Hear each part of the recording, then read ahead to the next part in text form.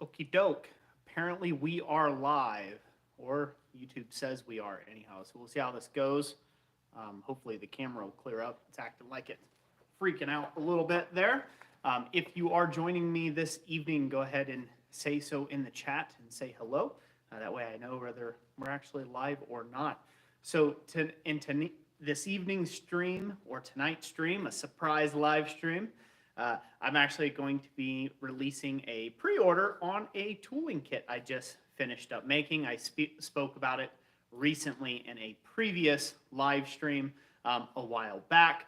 And so we're going to get into some of the details, and we're also going to forge a little railroad spike figure. So, hello everybody, Switchback Thunder, or Switchback XT Hunter, hello. Don't know how you... Brighton, I guess. Hello, my first live stream. Good to have you. Eric, Cars Thompson, Dustin Baker. Hello, hello. Chris Schaefer. Hola. Paul Orchard. Hello. Thomas Goodymoot. Good to see you there. Robert Lannis. Good to have you. Oh, hello, hello. Welcome to another surprise live stream. So I felt bad about leaving you guys on the hanging in the last giveaway live stream that we did on the channel, and I didn't do any forging. So I figured I'd bring you this low budget production again, and we'll break it down old school like we've done before in the past. And I'm going to show you a new tool that I've come up with that we've decided to take and release for pre-order. And it's something I've been hinting to now for over a month. It's been in development, and I'm getting closer now to actually being able to put all the final touches together and make it available to everyone. So yeah, pretty awesome, pretty cool stuff. Tonight we're gonna actually be forging a little railroad spike figure. Probably just make a head out of a railroad spike. And it's been a while since I've done it. It'll be very similar to a, let's see here. It'll be very similar to like a wizard's head in a way, but you're using a railroad spike instead. So, yep, Thomas, that's right. Low budget is always still good.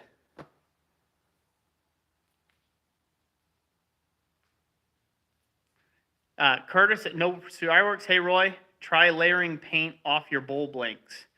It leaves great lines for chisel work. Huh, cool.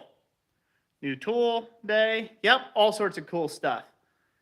That's what the bolts were for. Huh. Yep, that's correct. That's what the bolts are for. It's for a new tool. So I'm going to show you the tool in question. This is a tool that's been under development now for quite a while. If I can get the camera to stop freaking out here. It's like it doesn't like to work appropriately. So this is a step hammer, or a treadle hammer, if you will. That I have been designing for some time now. And it works out really, really great. As you can see, it's set up pretty high for tooling because we're going to use some top tools tonight. But the secret is all in the foot. So you don't have to be raising your leg and donkey kicking everything. You can literally just use the tap of a foot to get a hammer blow out of a 12-pound sledgehammer head. So it's going to be pretty darn exciting, and like I said, we're going to be working on some things with this tonight. But yeah, this is what all the bolts and everything was used for. Scared a dove out of the barn. This is what all those bolts I were posting on Instagram and stuff was about. So lots and lots of bolts to take and put it together. This is live over at the website, available for pre-order, by the way. I do not have the link in the description. Jessica's the more tech-savvy one when it comes to putting all of that in. Again, this is a low-budget stream. But yeah, so we'll get into a little bit more on that here as the evening progresses. We're going to be working on a little bit, as I said before, a little railroad spike man. I'll wait for a few more people to get in here. Have a chat, answer questions. Anybody has comments or questions about this treadle hammer, you can drop them in the comment section, and I can answer them as I go. So Eric, yes, it is a lot of it's not as much assembly as you think, because there is basically with this, I've made it to be a completely non-welded together kit. So you have to use a lot of bolts to make sure everything works out really well. You know, in order for you to be able to bolt everything together and it hold up. So rigid ironworks, yes, any sledgehammer will work with this system. If you go really big on sledgehammer, I've got a 12-pounder here. If you went like 16 or a 25-pound sledgehammer, you'll probably have to add another spring to it. But, you know, the spring, all the bolting hardware, all of that will come with the kit. The genius of this design is you can use a short handle, you can use a short-handled sledge or a full-length sledgehammer. Like right now, this is a sledgehammer with a 4-foot, you know, with a regular, you know, 3-foot long hammer handle. So it's a full-length hammer handle. I believe I purchased this over at Harbor Freight. So this is just a Harbor Freight sledgehammer, like a 12-pounder with a fiberglass handle. But basically, to change this out or change its die orientation, if you do have something, you're lucky enough to have a cross peen or so, you just loosen your bolt, you pull the old hammer out, give it a flip, put the new one back in, tighten everything back up, and you're good to go. So pretty awesome. You know, there's some other features that are included in this, like adjustable slots, so it can adjust to larger or fatter hammer handles and narrower hammer handles. Ugh, say that 5 times fast. So that's already all built into this. And this design actually has more things involved with it later on. I have a air assist that will be a drop-in or backwards compatible to this hammer kit as well. The other cool part about this design that I've designed this thing in my head like 5 years ago, even put it on paper, but I just didn't have the opportunity to make it because I didn't have a CNC machine. I didn't have a plasma cutter at the time. I didn't have a whole lot of other things to even make it a reality. But this over here, it actually all hooks up to a 2x4, standard residential 2x4 dimensional lumber. It's made and designed around that in mind. So if you've got a small shop with not a lot of space, if you can nail up a 2x4, you can hook this kit up in your shop or in your garage. So yeah, so there's been a lot of careful thought and planning and R&D done into this thing. It is a fully fleshed out thing. It needs nothing except people to purchase it and to put it in their shops and get to work. So, you know, that's going to be, yeah, less yakking, more whacking. The thumbs up, that is. That's right. That's right. Transcendental artists, hello. What's up? Eric. Let's see here. Yep. I'm not sure what Eric was asking. Let's see here.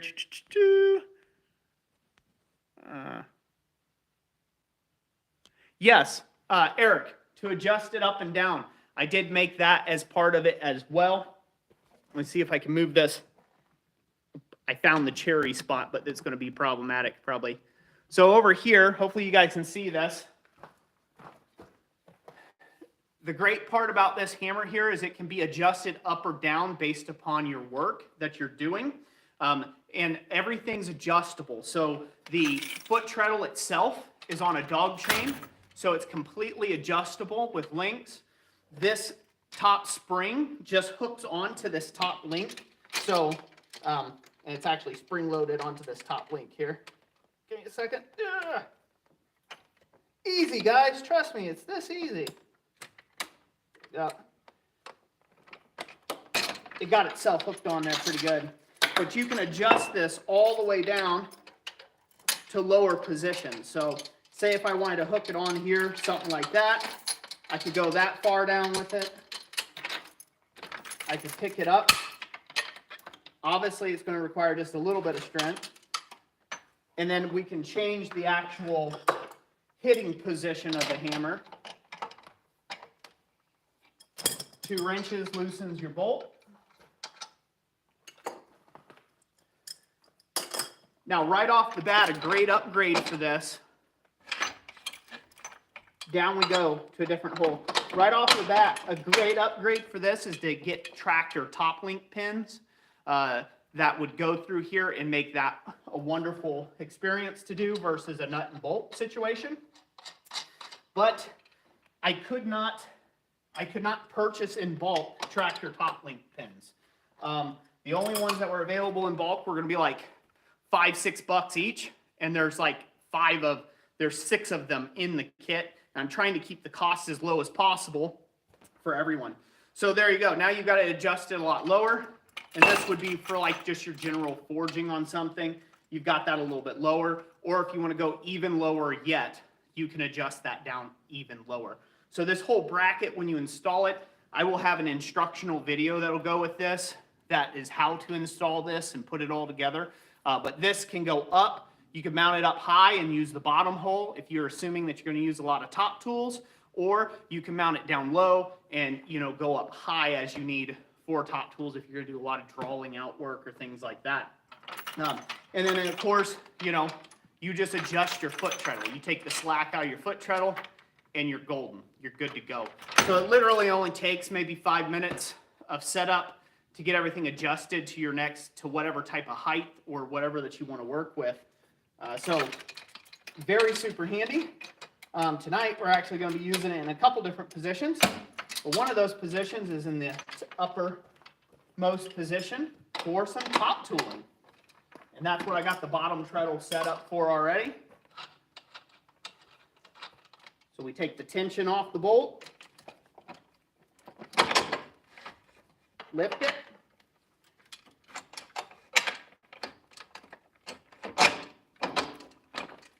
I said it's a lot easier with an actual top link, but we do what we got here. Lightly snug, and we're back to our original position, just like so. Woo! So there you have it. You've seen it first here at Christ Center Ironworks. So once you see about 1.5 billion people's attempts of knockoffs of this design, you can say, hey, quit that. You know that it's not their original idea. It's mine. Oh. Treadle Hammers. Let's see here. Yeah, Treadle Hammers have been around forever, for eons, as far back as blacksmiths have been needing extra help in the shop and didn't actually have helpers with it. This particular design, though, is completely unique to me, and so there is some intellectual property with this. So yeah, don't steal. It's not kind. Obviously, I can't stop every jackwagon on the face of the earth from repeating exactly the same thing I've done, but I can stop quite a few of them. So yeah, nice for the low price of $1 million. Oh, yeah. As far as patenting anything, unless you've got millions of dollars to spend, that's not really going to work out. The best thing you can do when you come up with a really great design is be first to market out there. And that's what I'm trying to do with this. Is be first to market, develop enough of a name around it that everybody understands what it is and who came up with that and that concept. And it's up to you guys out there to be my patent trolls out there, to be like, hey, you're stealing this guy's idea, right? That's about all you can do. Generally, the blacksmithing community is pretty good about that. If they see that you're directly knocking off someone's style or something like that, they're like, hey, you're not the first one to do that sort of thing, bro. I don't really care if somebody were to try to make a homeowner, their own homebrew version of it. I just care about other people trying to sell the idea for a profit, because, well, that's what I'm trying to do. It's not very helpful to me, is it? Or the channel. Yeah, poor man's power hammer. Yeah, it would be easier to buy it from me straight to go. I can basically tell you this right now: to get this whole kit made by yourself, you're going to spend more than what you purchase it from me on. Just to purchase the steel itself, to do this, you're going to come out with a much jankier version than this. This is all fully fleshed out. This is all manufactured in-house right here by yours truly. Every hole that's cut into it, every reamed hole, every bolt that's assembled, all of it is made right here in-house by yours truly. And sometimes Thomas Goodymoot, when he's around, and not at his day job. So, so you can trust if, you have some sort of issues or you have some sort of technical thing going on with yours. If you do purchase this, you can always reach out to me, and, I'll do my best to get back to you on that sort of stuff. So, website is www.blacksmithingblanks.com. So it's blacksmithing, not blacksmith, but it's blacksmithingblanks.com. If you want to go check that out, like I said, they're up for pre-order right now.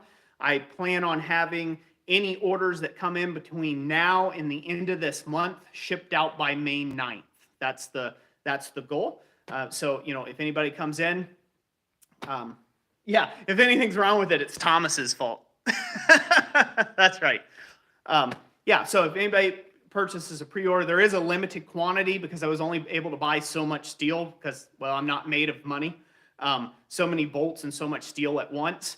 And so there's only 30 of them currently available. So that's the max out. So there you go. Yeah, if you had a link, you would drop, Steve C, drop a link in the chat. Let's see here. Can I add mod? There you go, Steve C. I think you're a mod now. There's other mods in here, so. Yeah, thank you, Simeon Beeler, I think. How are the sponsored work boots holding up, Roy? Oh, great question. The Brunt work boots. I actually have not been able to wear them consistently for a full month, for a full 6 months to give a 6-month review of them just yet, just because the snow got a lot deeper than I anticipated, and my other boots are a lot warmer to wear. I've got like muck boot brands that are good to like -20. So I've been wearing them most of the winter versus the other Brunt workwear boots. As far as holding up, they're holding up okay. I would not say that they're great. If I were to wear them for a year, they'd probably wear out in a year. Yeah. I mean, the bottom tread, there's some tread pieces that are already kind of coming off, chunking off a little bit, and rubber and stuff. And that's why I really wanted to take and give it a full test run before I recommended them to anybody, Eddie Smith, will I be selling plans for this or just the tool?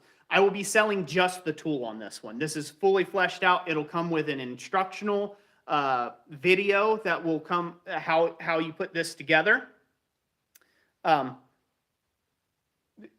You'll have, sorry, getting caught up by the side conversations here.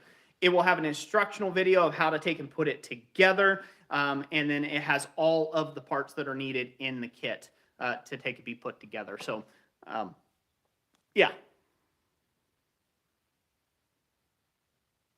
Bill Will, the muck boots, you get them at your Tractor Supply. They're just called muck boots, the muck boot brand. And they were pretty pricey. They were over $100. Oh, here, I got to start up this fire before it dies out completely.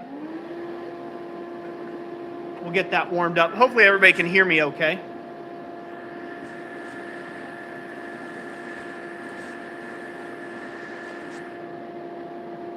See here, I'm gonna put another mod in. There you go, Down Under, Farm and Forge. I'll make you a mod too as well. Tobacco-free catfish. Catch you later, man. Thanks for being here.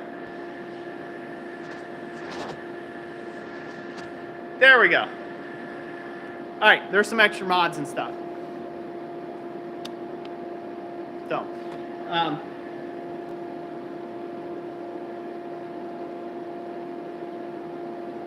thank you for being here, Jackson Dunno. So once this gets heated back up again, I'm actually going to get to working on the railroad spike head thing, and then I'll just keep trying. If I don't answer your chat right away, just ask your question again at some point while we're going along. I can only stand and talk at the camera so much and pay attention to everything else. Darren, you are important. You are very important, good sir. Oh.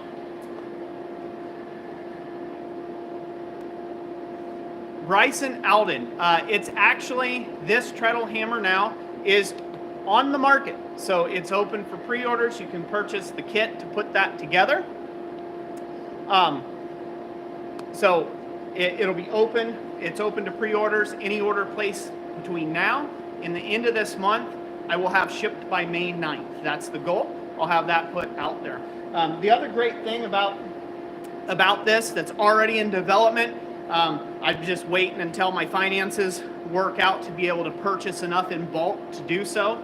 I actually have an air cylinder upgrade for this that's going to be a drop-in kit. So it'll be a separate kit that you can purchase to turn this into a pneumatic power hammer, where just the simple tap of an air cylinder will make it bam, hit, and it hits pretty darn hard. A lot harder than you can do just by your own legs. That's for darn sure. So that will be a drop-in kit. That's still in development just as of yet. Basically, I have to get everything together. I want that head to burn up. Basically, I've got to get all the parts and stuff together and make sure that I have enough in-house to offer them, because it doesn't make sense for me to saying, hey guys, I'm going to offer this air assist that can just drop in your kit. Go ahead and purchase them, and then find out I can't get enough air cylinders in, right, to meet any demand. So it's going to take a little bit. Took those Bender photos for you, Roy. Need to mail them through later today. Yeah, definitely do so. All right.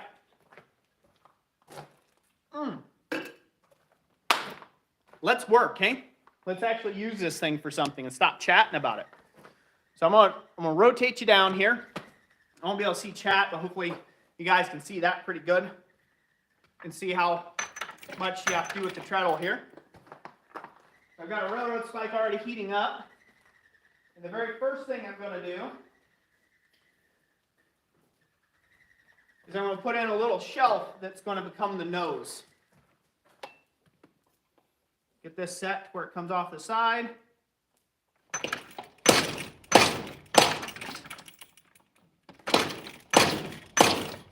This is also going to serve as the mouth. So I'm defining where the nose and the mouth are going to go all at the same time with this curved butcher.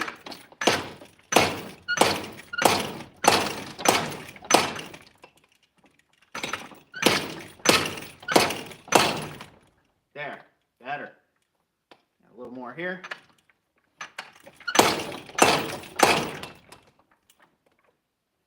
A little bit more curve. Perfect.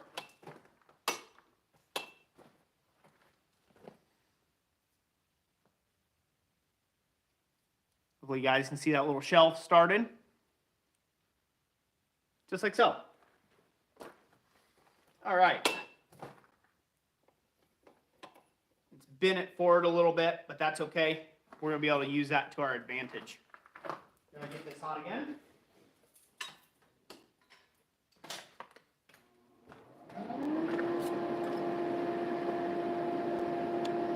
It's a pretty darn exciting. Yeah, coffee now. Steve C., thank you so much for the $5 super chat. Ooh, demonstrations. That's right. Yeah, so as mentioned in my last live stream, can you guys hear me okay over the blower? Can you all hear me okay? Hopefully you can. And also, I'd like to point out that the website is www.blacksmithingblanks.com if you're going to type it into the web address. Cool. Cool. Everybody can hear. Awesome. Okay, so like I said in my last surprise late night live stream, my whole purpose in trying to create these tools is not to get rich at it. My goal is to make a cheaper entry-level option that people can get into, right? Because the next closest treadle hammer that you can buy commercially made is $2,500. It's 2,500 bones to you. And so, that's a steep climb, right? That's a steep climb. Is this treadle hammer better than an inline? No. Is it better than a swing arm? Probably not. But it's a different kind of treadle hammer that can still get the work done. It's much like having a striker. It's not going to be as accurate as a inline treadle hammer. It's not, or like a swing arm treadle hammer, it's not going to be that rigid. It's going to be more like working with a striker. If you move your foot a little bit, the thing might wobble a bit, and you might have to wait for it to, to get in sync. You have to get the rhythm with it. Partly, this wall is a little loose on bottom the way I have it connected. If you have a solid shop wall that this is connected to, yours will be a lot better. But it is not meant to be a $2,500 option, right? But it's meant to take and do better and get you right in and get you right after it. A lot of guys don't have welders. That's been one of the biggest complaints that I've gotten all my designs is, well, I don't have a welder. Well, you don't need a welder. You can bolt this together. The whole thing goes together with just a pair of wrenches. You need a drill with a drill bit to take and drill your holes through your 2x4 and assemble. That's it. Crank things together with wrenches and you're good to go. So, well, thank you very much. So that's the whole point of this. Like, can this be upgraded? Can you put a 25-pound head on here? Yeah, you probably could. You could put a 25-pound head in here. You just have to increase your spring weight. But, all of the manufacturing portions are already figured out for you. So you can upgrade it at your own leisure when you can do so.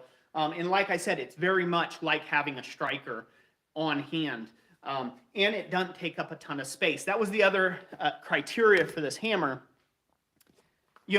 I wanted it to be, you're like, well, what about bottom dies? Well, why don't you have a solid anvil and bottom dies? Because this anvil, I can rotate any direction. I can use any part of this anvil under this hammer, just like you would with a striker. I could put a Hardy in here and slide this over a bit, and I could use this to chop material off with a Hardy, with a Hardy in here, and use this like a striker, striking that. So, again, it's made for the enthusiast that's in their garage that wants to get into this. They need more mechanical advantage than what they can do with just a regular hand hammer, and they don't have welders and things like that. It's a great entry-level option to use. So that's kind of the thoughts and the concepts behind the design. Ultimately, when I release this, I put the product video out on the channel. You'll see all the trolley comments where they're like, oh, this is wrong and that's wrong, and just go buy you a real power hammer, and you'll have all of that nonsense basically come. You'll start hearing all that nonsense that people will start spewing around them just because, well, they didn't come up with the concept. All right. All right, now I'm going to go ahead and cut in some whiskers here. This has literally been forever since I have used, since I have made a head.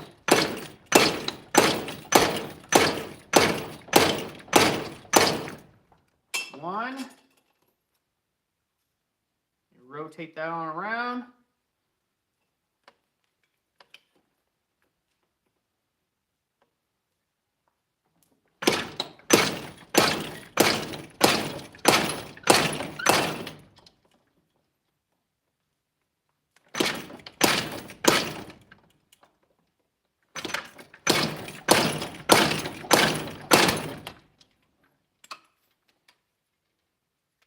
Rotate that around again.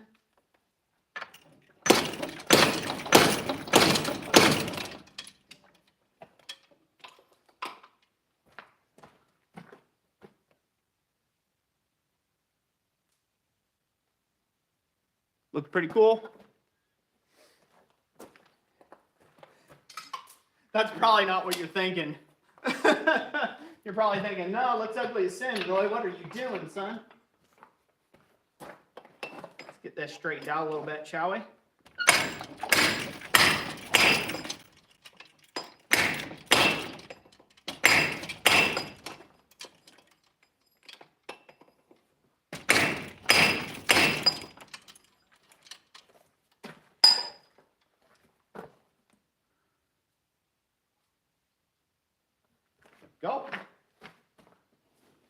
back in the fire. It's been forever since I've made one of these dudes. It's probably going to turn out like horrible. All right, let's see what we got here. All right, I'm going to roll up a little bit.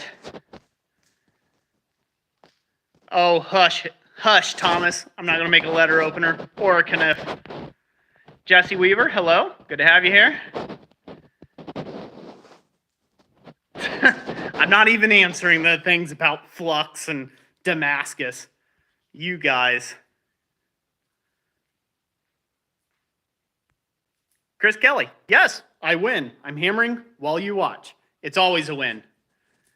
Have a good night. Brighton, I believe.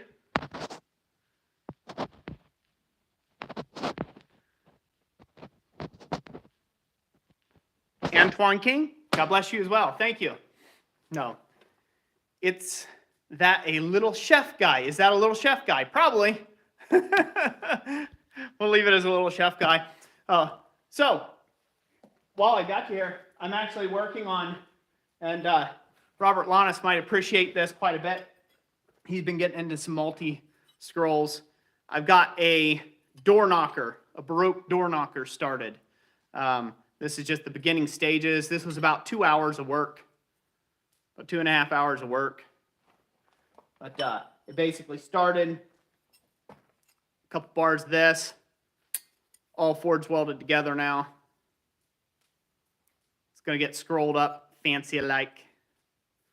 So it's going to be pretty cool when I get it done. It's going to have a lot of little chasing details in it and other stuff. So it's going to be pretty darn exciting. Eric Grover, yeah, it's been gone for a little bit, buddy. It's been a while. It's actually growing back. So it's growing back pretty good.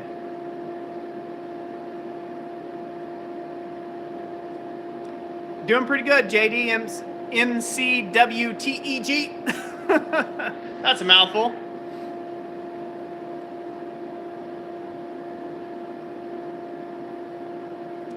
Possum sausage.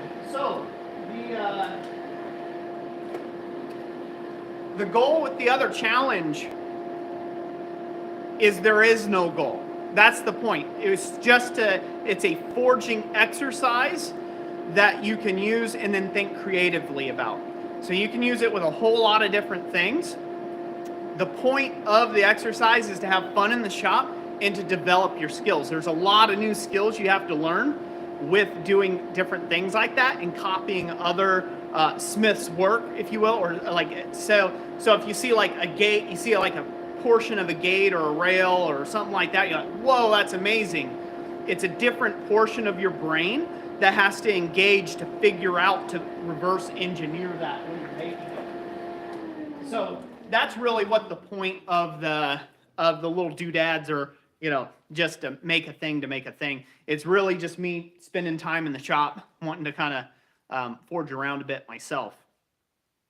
I spend a lot of time doing everything else but forging, unfortunately, quote work and you name it. And I'm lucky when I can get in the shop and just work and do the blacksmithing thing that I love.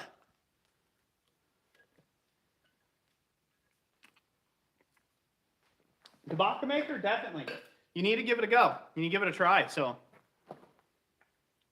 Chris Kelly, can you link your treadle build to this later? So the actual how to put it together, how to put the whole thing together, and all that will all go in. That the link for that will actually be with the person's purchase. So they will get that. So whoever purchases the kit, they'll know how to put it together. The reason why I'm not sharing all that out there, the reason why I'm not sharing all the prints and the designs and all this other stuff, if I did that, every Tom, Dick, and Harry a mile long over in India and Tibet and Taiwan would make a zillion of these and totally outprice me out of the market. And before you know it, you wouldn't even know that this was ever a thing from me. It'll be sold on Alibaba.com and for $20, right? And I really don't want to have to compete with that.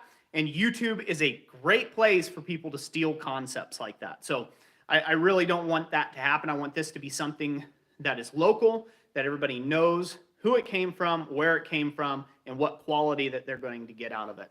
And so that's why I'm not going to be producing videos on like how to and how to adjust this and how to make all these different things. In fact, if you want a great example of that, Joshua Dial, designer Blacksmith, he has a great air-powered hammer, power hammer that he made, a miniature one to fit in a small shop. And unfortunately, there's like a zillion knockoffs of people knocking them off and trying to sell them too already. And that's because he went through detailed processes of how he built and how he designed and how he overcame challenges with building his thing to be helpful to the blacksmithing community. And in return, he hopes that you'll buy, you know, his plans for that power hammer for, I don't know what it is. I think it's 30, 40 bucks, something like that. And then again, you've got people cut him out of that, you know, when there wasn't anything previously like his, but now, again, there's other people offering very similar things. And there's not a whole lot unless you got billions of dollars that you could do about it. So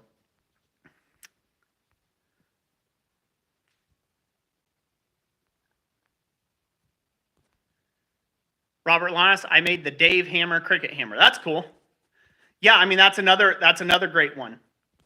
And there's a lot of people out there who's made that hammer and hasn't given him proper credit either, which is just crazy. It's kind of the world that we're living in today. So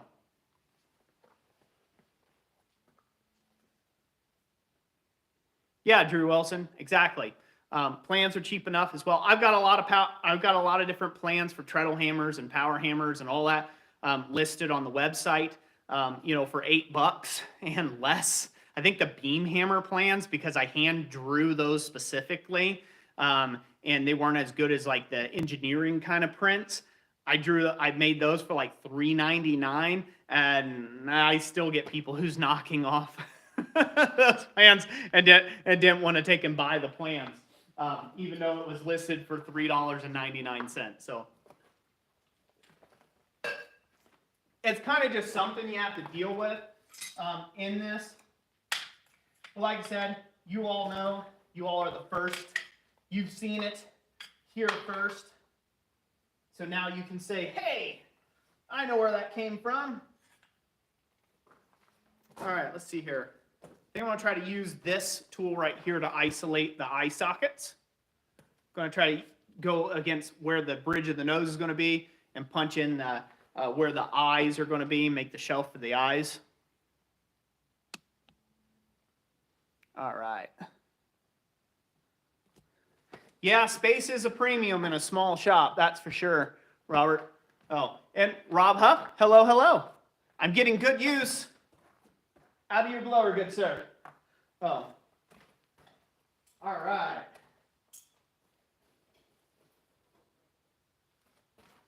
Let's see what we can do here now.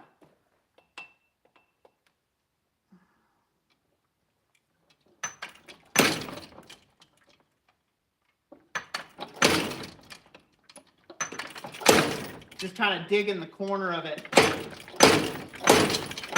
into the eye socket.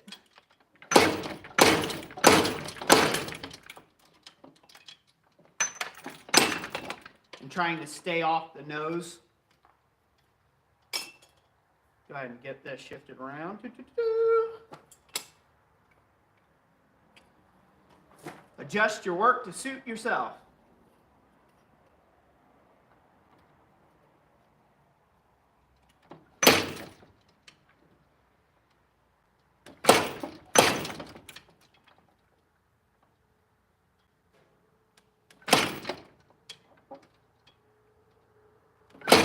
I'll need one more heat on that to do what I want to do with it.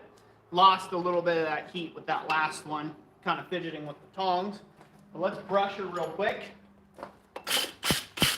See how this little face is developing.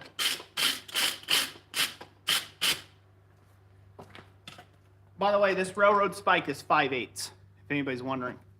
Come on.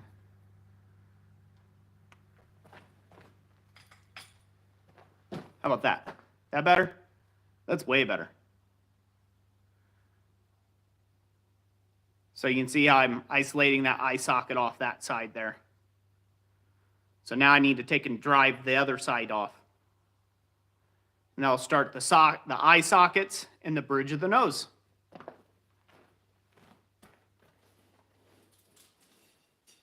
All right.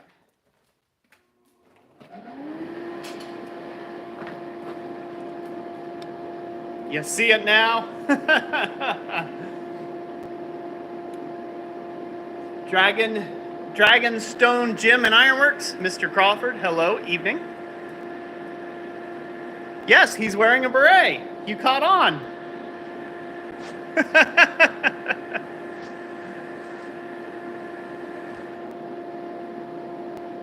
It's alive. Yeah, we need a banana for scale. Oh, that's a lot of fun. Now, for this whole thing, I hope you guys can see how I'm using just my toes, right? Don't let me forget that and burn it up. So hopefully you guys can see how I'm using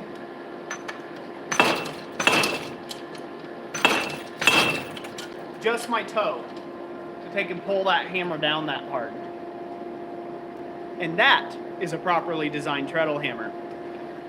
If you've got a treadle hammer where your treadle's coming clear up and you've got to get way up on it with your knee, you know, where you're practically kicking your nipples, you know, kneeing your nipples to make things happen, that's not a good thing.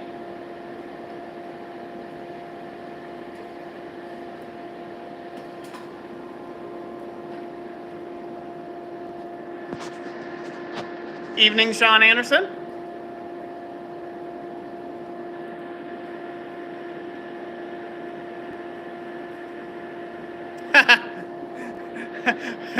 Be careful there, possum sausage.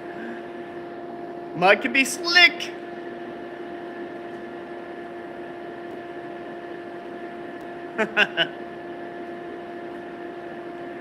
Paul Orchard, think a turnbuckle instead of a chain would be a good mod, Roy.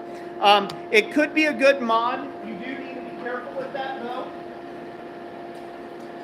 So the problem with most turnbuckles are the ones that are good aren't cheap.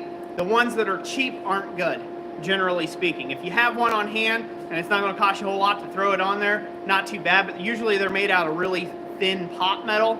And since you are using this to hammer on something and it might meet resistance, it may end up snapping on you. The turnbuckle is also, I originally conceptualized to use a turnbuckle, but the problem with the turnbuckle is it's only going to give you a little bit of adjustment, a little bit of a movement. In the way that I designed this hammer, as you can see, has a lot of range.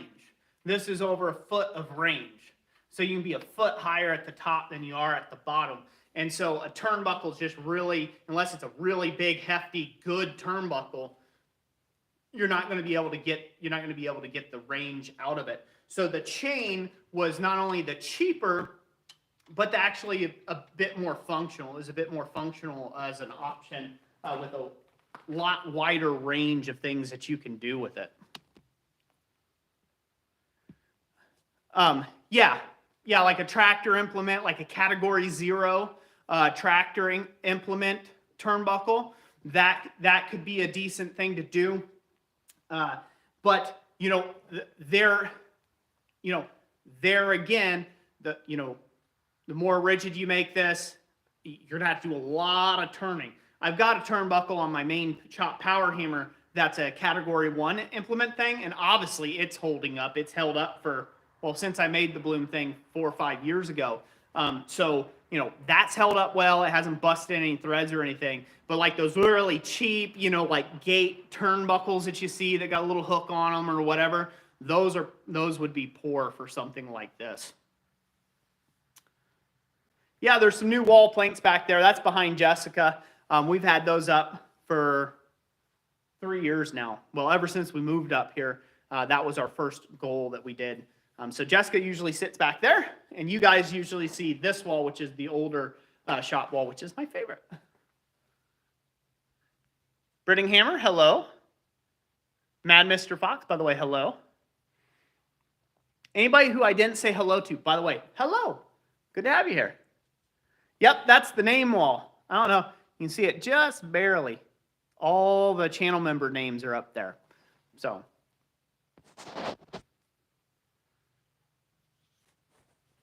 Wayne Heights, hello, by the way. Good to see you. Handman Ironworks, good to see you as well. Hello indeed, Blackbird Ironworks.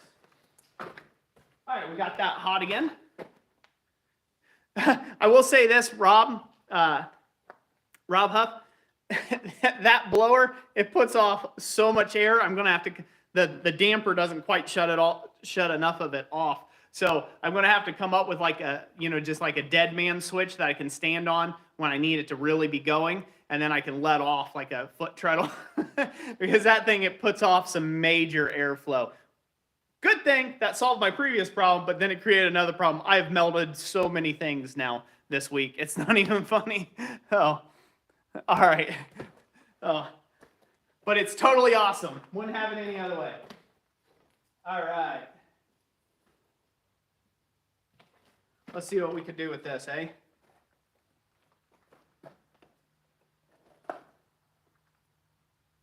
Climb up on it there.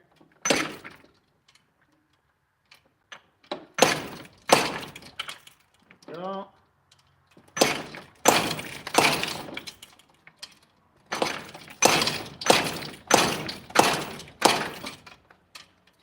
Stop it from moving around on me so much.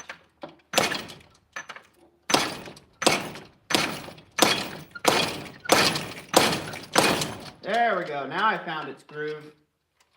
That's half the trouble, is finding the right groove to be in. Go to the nether side.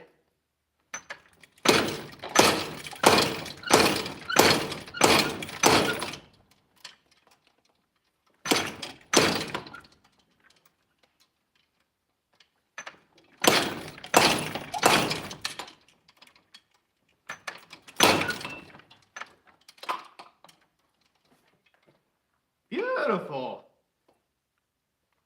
Need to put on a little flatter here. Take some of that bend out of the head.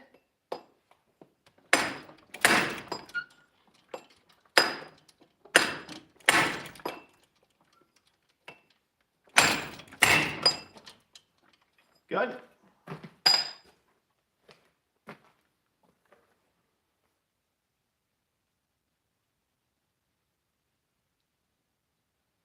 Ain't coming out too hateful, I don't think. Could be worse. Could be better. Let's see here. I gotta see if my eyeball punch that I've got made here will actually work for the socket. Little eyeball there. That just might be a little too fat to work. I'm gonna actually have to get my little handheld eyeball punches for said device. All right, give her a good brushing again. Just to take some of the smuts off of it.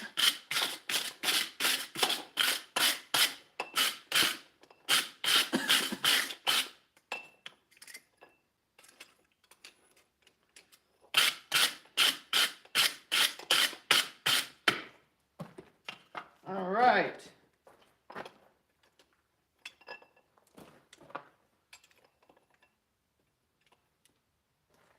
Put this back so it can stay warm.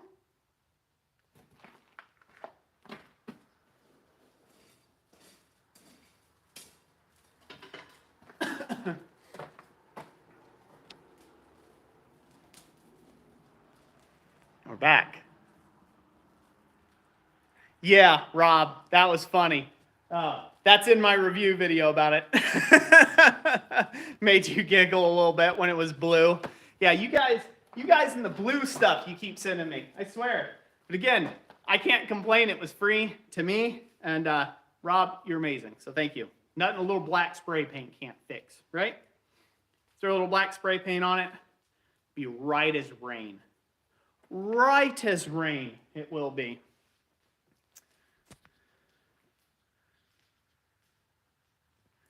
Yeah, Crayfish Forge, go pick you one up. They're up for pre-order.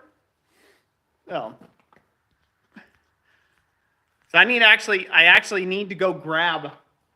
We'll get this hot again. I'll talk a little bit more, and then I will go grab the hand tool I need. Yeah, so a properly designed treadle hammer shouldn't wear out your legs. Everything else that I've seen so far out on the market wears out your hip joints and your legs. I can't do that just because of my back and my lower hip joints. I can't do that myself. So, Wayne Heights, aren't you teaching a sculpting class soon, Roy? Yes, I am. That it will be down in Goshen, Ohio, and I believe that's May. Ooh, don't quote me on this. I think it's close to the end of May. Rob Huff, help me out, brother.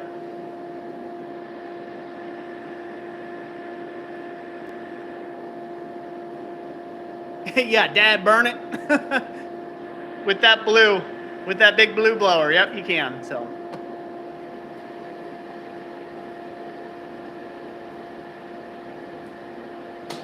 Yeah, it's a one-day only class I'll be teaching in Goshen, Ohio. And it'll be a sculpting class in steel. Crayfish Forge, thanks for stopping in. God bless you and see you next time. The 24th, Drew Wilson? I don't know, I would check, but my phone is what I'm streaming through.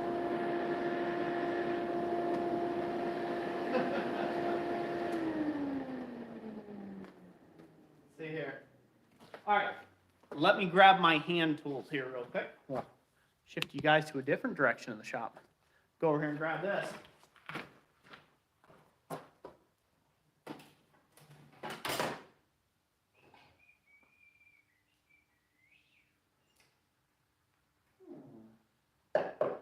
That shall do marvelously.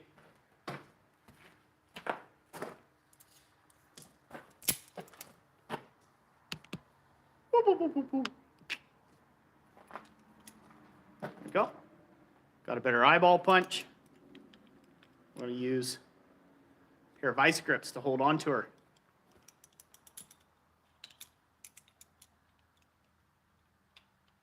See if I can get it to grip tight enough. The shop, behind the scenes. Yep, May 29th, Debauch Maker. Thank you. That's exactly what I thought it was. But these days, you can never be too sure. Yep, that's Jessica's live stream spot behind me. Over there. I'm pointing at it. There we go. That's all set up. Now we can use that as a handled tool under our treadle hammer here.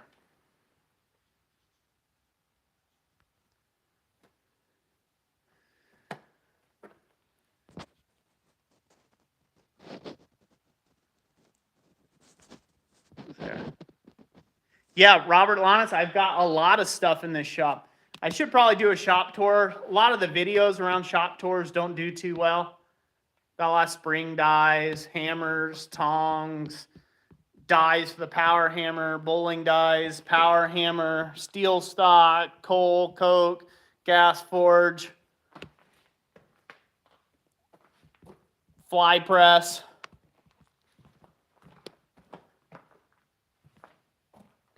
Lots of stuff stored in the loft. And then the main area that you guys normally get to see. Whoa, probably making some people vomit with the shaky camera. So.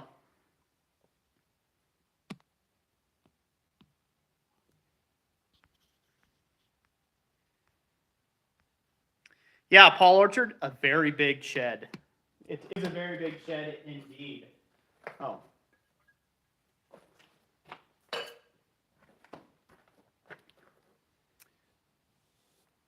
Yes, there's a nice sticker. You like that, Robert? I don't know if I mess up the stream if I flip this around. Let's see. I'm going to try to flip the camera around. Are we still here?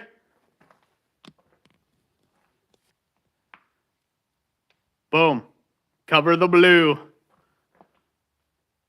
Treadle Shed Ironworks right there on the front with Dana. And there's a bunch of other ones all around the other side too as well. So, lots of good stuff on there. And the classic anvil flyweights. Can't ask for better than that. Let's get personal. You could tell when the inmates run an insane asylum, right? Oh, all right. Let me swing you on down here. If Jessica's out here, she'd just be shaking her head. She'd be like, oh, Roy. Oh, Roy, what are we going to do with you? Okie doke. You know what she's going to do with me? Nothing. That's right.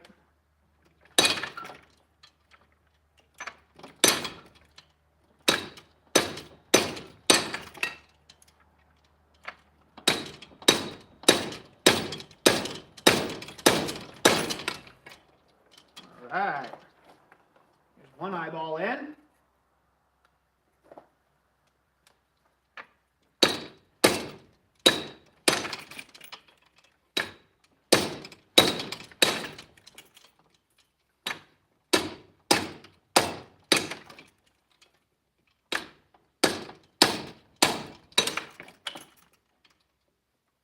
Probably gonna have to get a little more heat on there.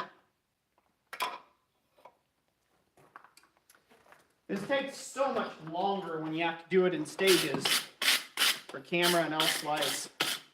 It's not going too bad. I need to sink that eyeball in a lot deeper, but it's getting a bit of a slant to it. As you can see, my head's going askew. It's going crooked, gentlemen. It's going crooked. Gotta find ways of pushing this back over.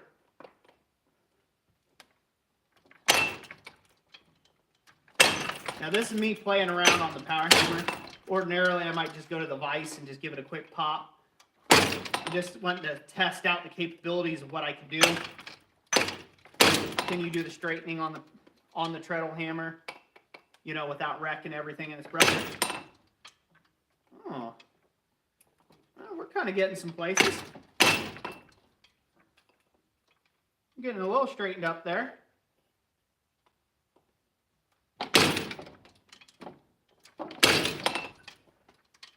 Ah, that's not too bad. So we'll get that quite straightened up. Not too shabby. Put that back in the fire. Probably had too much coffee tonight to drink. There we are.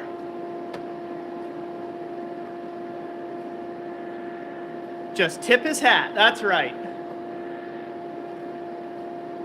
Everett Schmidt, thank you. I'm glad you like the treadle hammer. Yeah, the raised brow. Thank you guys for giving me all sorts of excuses to do a shoddy job on this.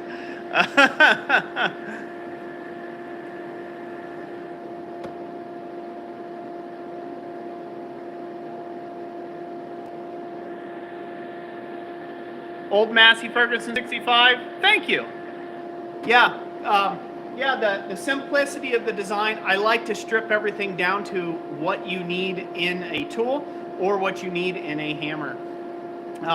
You know, things are complex enough as it is in the shop. The more things and doodads and fidgets and gears and gizmos you add to something, the more convoluted a design gets, the more challenges you have, and it just gets a lot harder to make things work. There's more things to break down, right? Just like brand new cars, so. Darren, you shill real good, brother. Shill all you like. And by the way, Troy, good evening, sir. Good to have you here.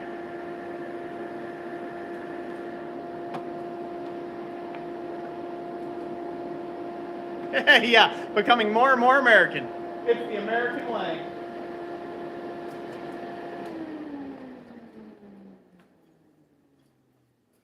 like I said, there is no problem with this blower getting to heat. So, no problem at all. In fact, it gets there just a little too quick. It stops all my yak time.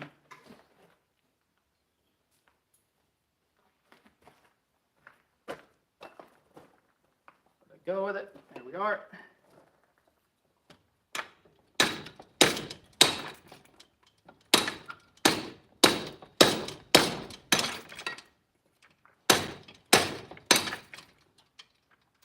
Cool.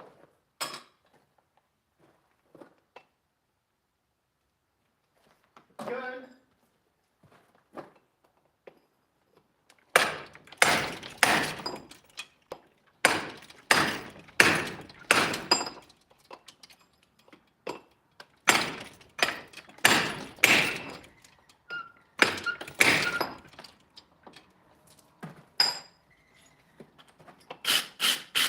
So as you can see, it's just the toe.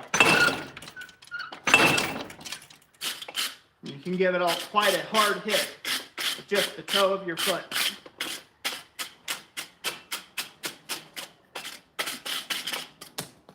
And you can throw the thing clear across the shop. Hey guys, check this out. On.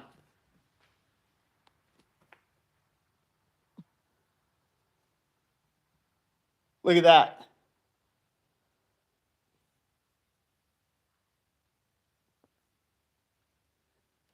I woke up a dove. Shop friend.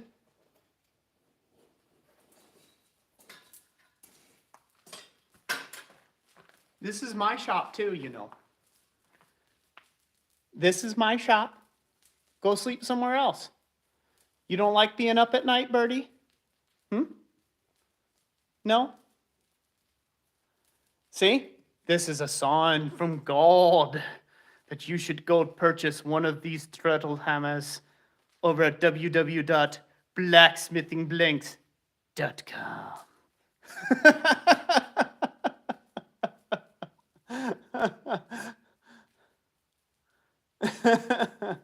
Oh, I don't think this dove is taking me. It doesn't think I'm too funny.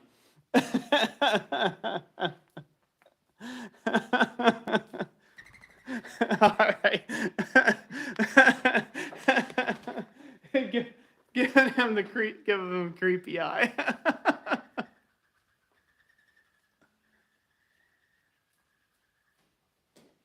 Yeah, it's saying, why the heck are you doing what you're doing, son? Yeah, because my shop's not sealed, Ed. The doves, they like to build their nests up there, way, way up, on top of those beams up there. That one. There's a whole bunch of dove nests right across there. So, yeah. Oh. Now, if it had been a barn owl, one of us was going to drop dead tonight, right? Like, that's how the superstition goes. If you see an owl.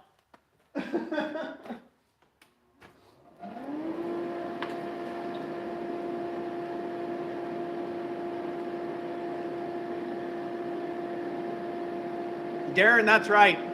I've ate dove before. Yeah, that's right. I ate dove before. They're pretty good. Pretty darn good. Oh, I get some swallows up here too, Sean. They come in from time to time. They're, you know, swallows and starlings and all the above. Rob, I made a deal with my shop squirrel. He doesn't poop on my anvil or in my forge. He can have the corner office. That's awesome.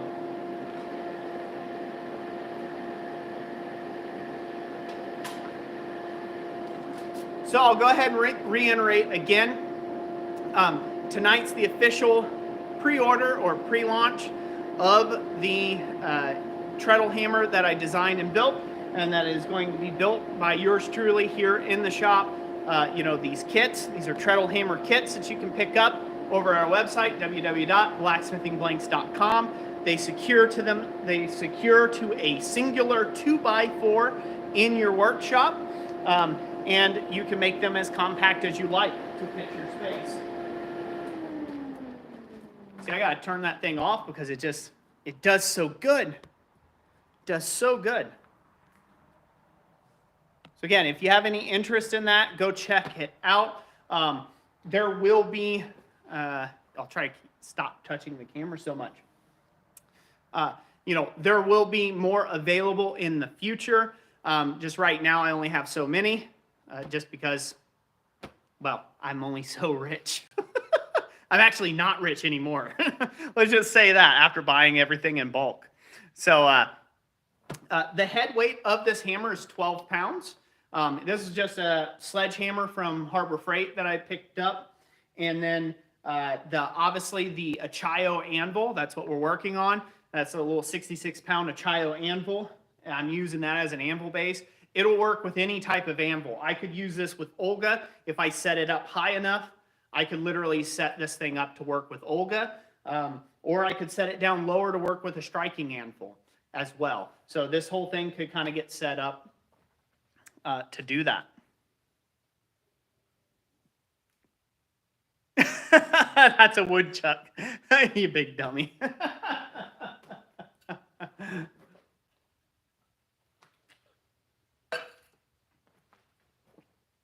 Well, it does look like a big fat squirrel. Dead, burn it. That's right. Let's see here. So next thing's next. I think I'm going to go ahead and split off the whiskers a bit more. They're kind of preformed, but I'm going to go ahead and split them off. So I'm going to use the curved chisel again with my illustrious tongs. We're slowly working our way through this project, having a little fun at night after a long day. Well, I had a long day. I don't know about you blokes, but I had a long enough day. Bunch and bunches and bunches of cutting. Okay. We're going to go ahead and split off the whiskers a bit better. Bear with me. We're going to shake. We're going to rattle. We're going to roll. We'll be right down here on the anvil. Here we go.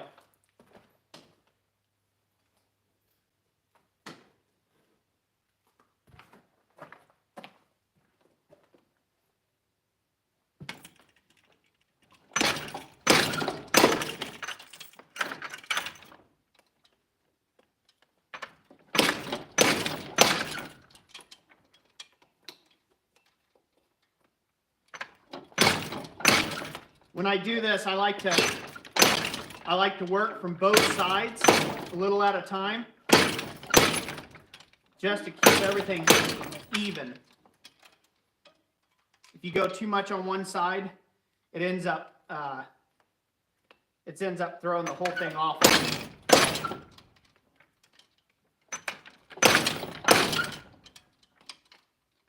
They'll throw it too much to one side. And that's no bueno.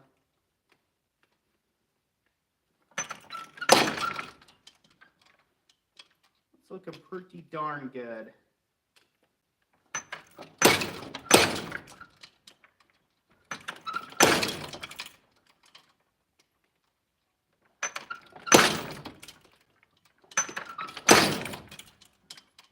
All right. We come in with a straight chisel, a little straight butcher.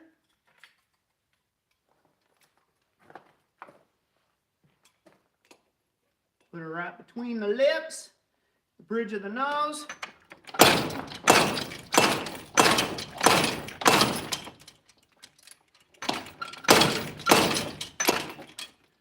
Now, some people like to have lips on theirs. You don't have to make yours like that. You make them just with a more pronounced mustache. Nothing says you have to have lips in your little figure. Obviously, it's not to scale. It's just a little figurine. Doesn't matter what it looks like, as long as it was fun to do. You make it as accurate as you like it to be. There we are. Back up at it again. Who's had fun in this stream so far?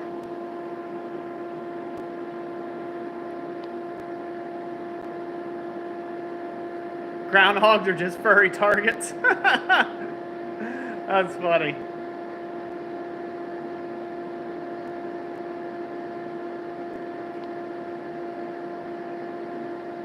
The box maker, I'm glad you're having fun. Good. At least one person is.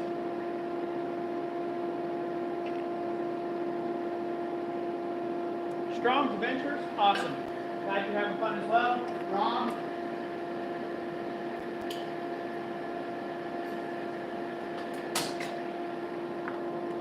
Now, to put in nostrils, to drive the nostrils up, won't be able to do that at the Treadle Hammer, at least not very effectively. That's always best done at the vise. You lock the head in the vise and you drive up, you know, a small center punch or something to drive up the nostrils and give the nostrils flare. You're not going to be able to do everything at a power hammer or at a press. You have to use all the tools that you have in your shop. So.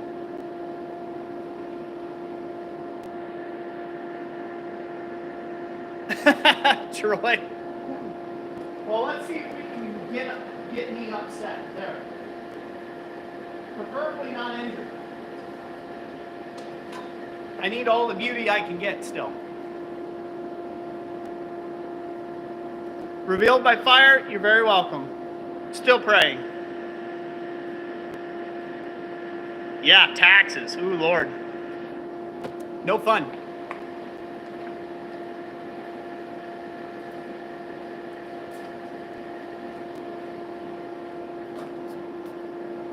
We'll let that keep heating up.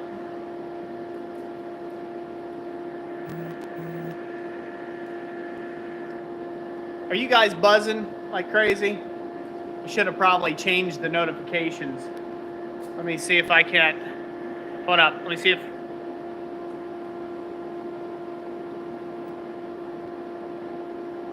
Are we still there? Try to get rid of the notification volume. Ah, she's hot. She's hot, but I'm not ready. I'm not ready.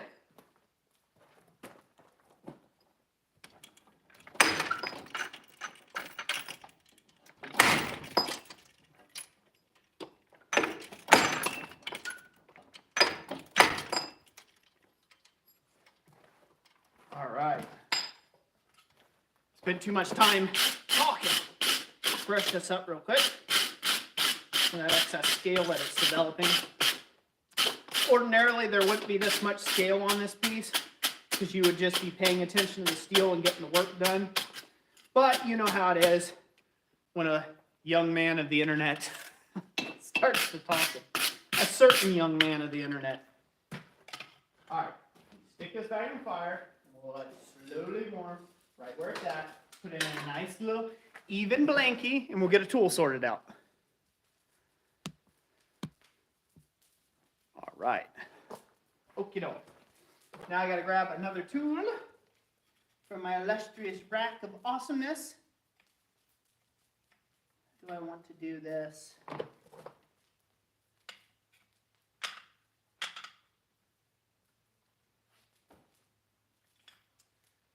Sharp.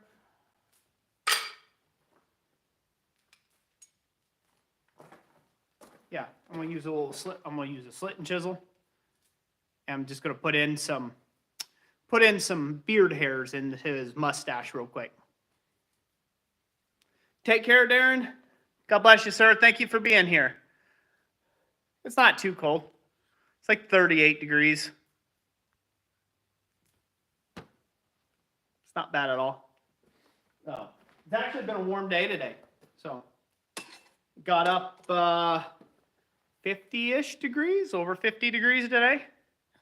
It was warm. It was t-shirt weather.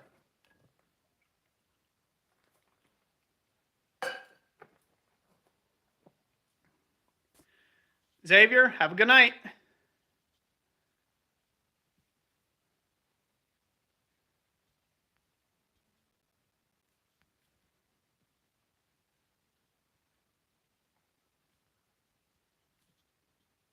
it's cool that you guys can talk amongst yourselves.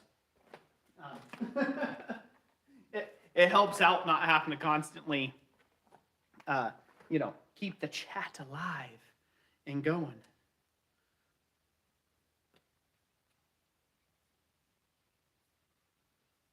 Drew Wilson, you didn't hit 50 there.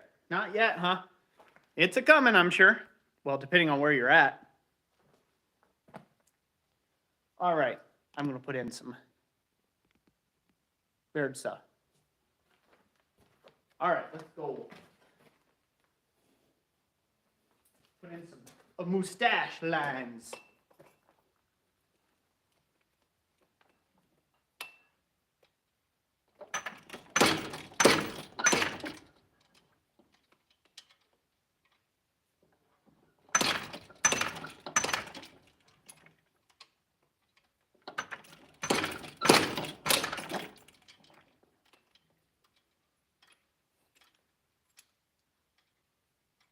Might be the wrong tool for this job. Yeah, it's the wrong tool for this job. I want to do something different there. This back.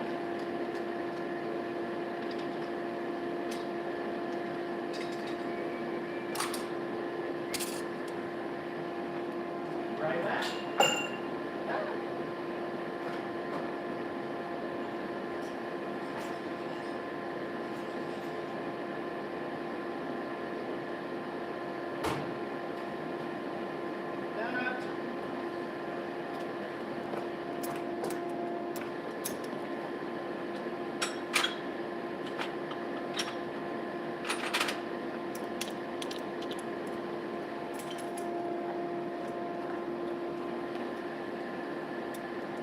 See if you can handle a big long tool like this.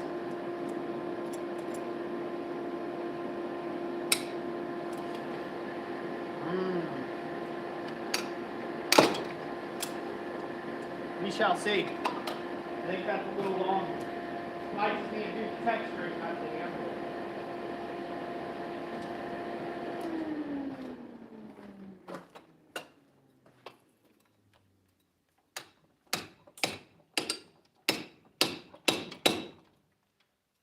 It's actually working out not too bad.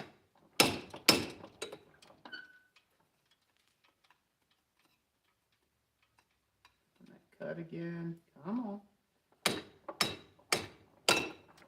Go. Another whisker line in there. There we go.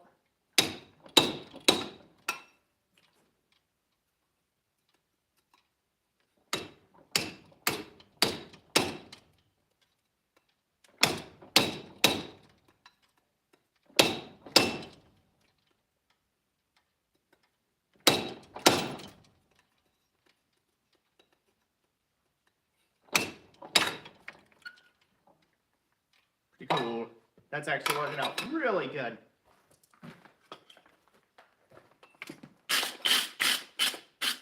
Anytime you're doing figure carving in steel, you can't get lost on your final result. So what I mean by that is, it's okay to have a plan and a direction, but what you need to understand is, boom. What you need to understand is sometimes it needs to take its own form, right? When you're carving and you're moving steel and you're manipulating it, you're trying to bring organicness, you're trying to bring life into an inanimate object, right? So if you think everything all the way through and you make all the decisions up front and you start and you just stay rigid to that, a lot of times your mind along the road is saying, no, do it this way. No. It looks better this way. And you just keep going with what your original thought or plan was, and it comes out looking worse off because your eyes are inferring to you what looks good, right?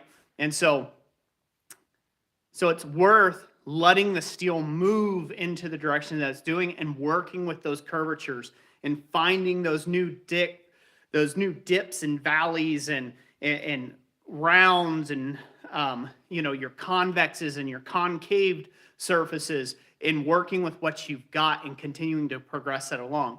Sometimes that has a really great result. Other times, you'll be like, and that goes into the scrap bucket, right? But you have to let the material move under your hammer, and you've got to let it get expressive. Don't try to control everything and say, okay, all his whisker hairs must be exactly a 1/16 inch apart. It's going to look terrible. You want them to have some variance to them, just like your beard hair may have variance into it. It very well does. So we're going to do the other side now.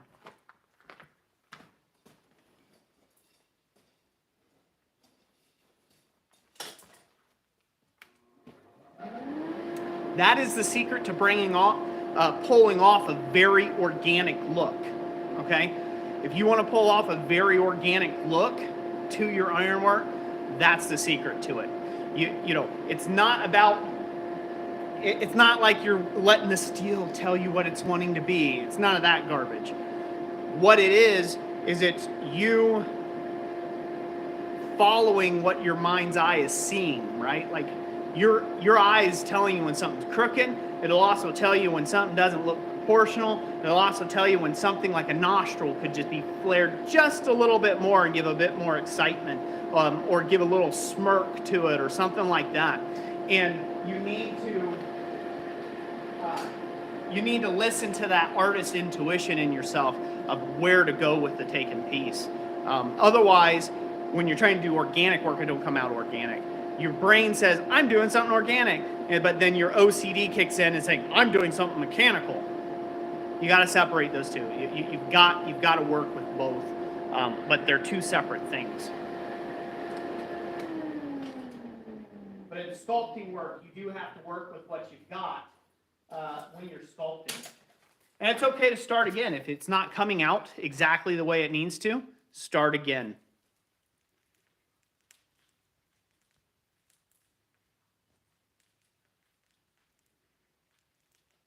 See above.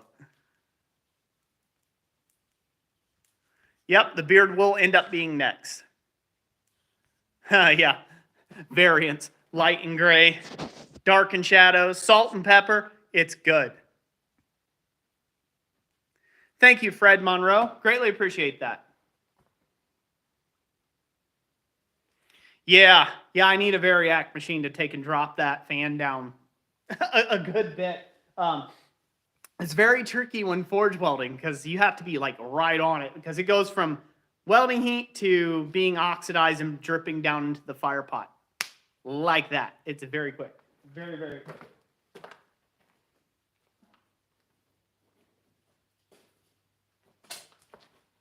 Another trick to figure carving: don't make all your don't start in your lines at a bright white heat. Take it up to like a bright orange color and start working in your lines, what I would consider somewhat cold. You can always come back and find those lines later on at a much higher heat and give it more expression. But define your lines while the steel is a little cooler and you can see what you're doing. Once you get all that glare coming off of the steel and it's being bright yellow, you're kind of hosed. You can't really see where you're going until it cools down anyhow. So no need in wasting the extra heat. So I'll have to do that, Rob. Get one of those on Amazon there. All right. Where did my chisel go? There's my chisel. That's where the chisel had went. All right.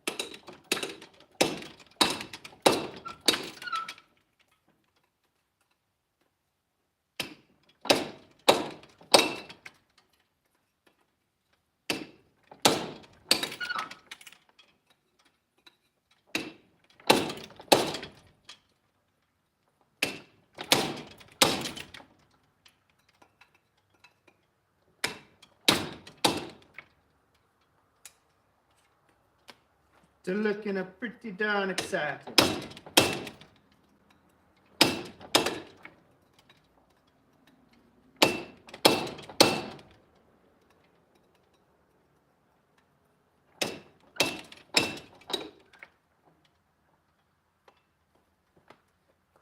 Looks good. We'll develop that character just a little bit more.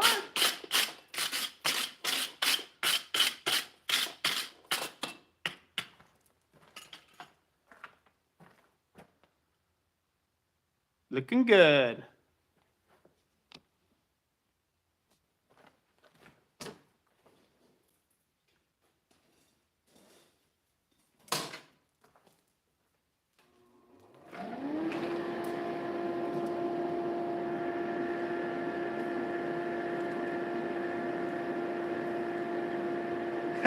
Xavier, yeah, that's awesome. It's always cool when you get new steel, especially if it's given to you. Yeah, bar run forge? No thank you, Troy. I won't be holding that in my hand. Now, with that being said, here's the other great thing about using a dog chain. You see the extra chain we're not using? If you put yourself a nail or something up in here, you can, or something that you can hook this over, now you can have an instant chain stop, so this way it doesn't crush your hand. That was a happy little accident. It was indeed.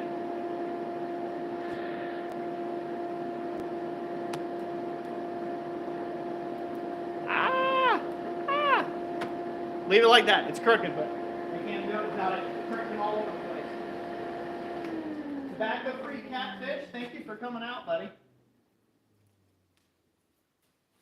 You do have to leave to go to bed. I understand. This is a late night, unplanned stream. Just figured might as well go live with it. Let everybody know that the pre-orders were loaded up on the website for anybody that had interest in getting anything like that. So it worked out all right for me to do this. So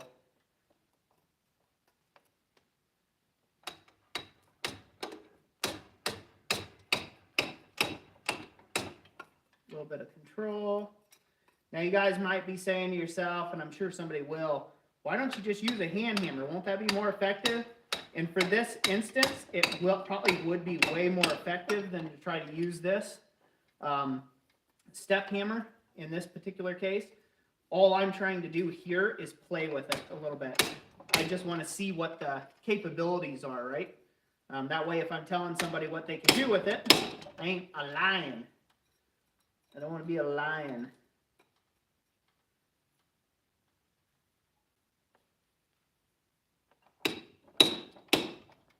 So I'm just adding secondary hairs now.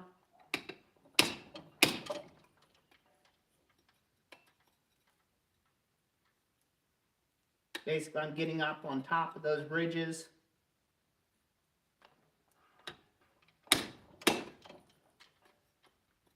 And adding little lines of awesomeness, just to give it more depth.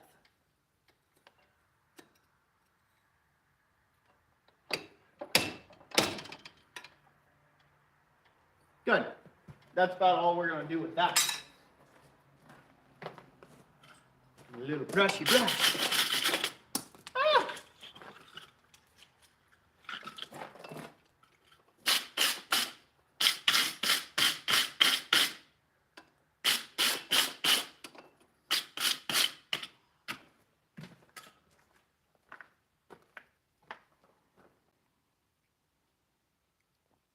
Looking up pretty cool.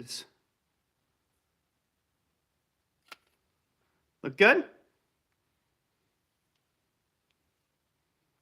Look pretty neat. Yeah, I'm doing lines. The fuzz. Won't be surprised if they get called out on me again. Athol Ironworks, thank you for the $5 super chat. I'm glad you enjoy it. All right. Flip her around. See what we can do with this beard. So now we're going to keep the face out of the fire, preferably. Get this arranged. Get arranged. Looking good, looking good. Awesome. Glad you all like it. Andy's Toolbox. Thanks for your contributions. Lots of fun here. Very welcome, Andy's Toolbox. It's a lot of fun for me to do. Thank you all for all the support, by the way. Name it Crawford. Yeah, it does. It does kind of look like it, huh? Okay, good suggestion for all of us. Keep the face out of the fire. That's right. It is a great suggestion. And also how you do that in actual practicality on one of these things is you just you don't shove the face in the fire, right? That's an excellent idea. Family on a mission go. You need to forge a little pair of safety glasses for them. That'd be awesome.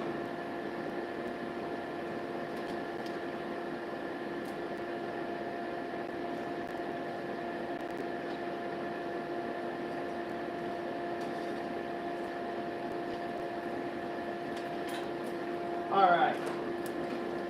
Now,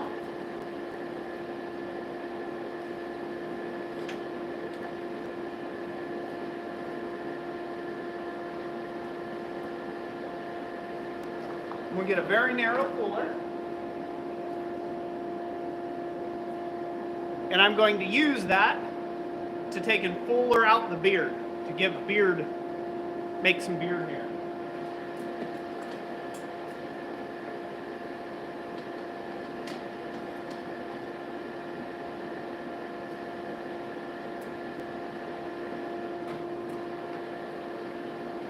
Oh, you guys can't see that, can you?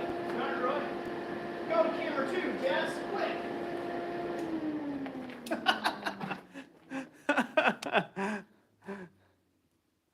Go to camera 2, Jess, quick. That's as quick as she goes. All right, like I said, low budget stream. I am going to sell a lot of those kits, aren't I? You're like, wow, this guy's something else.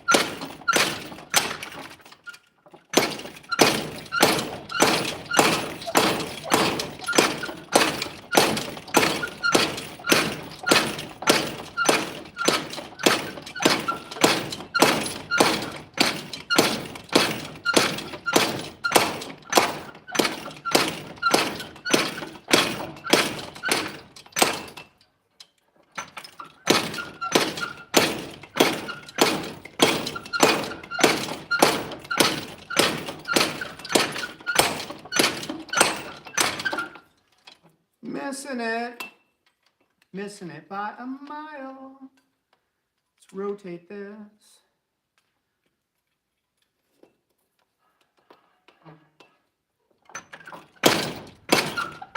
Much better.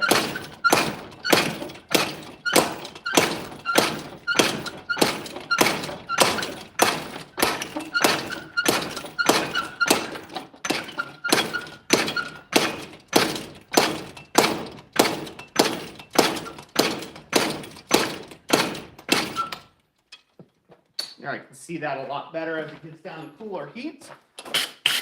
I won't take it up so far the next time. If I can grip this in a direction, here we can see.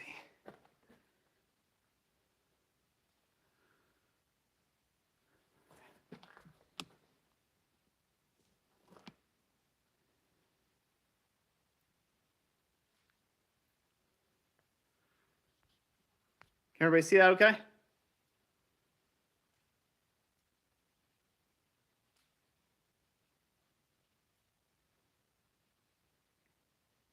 Pretty cool, huh?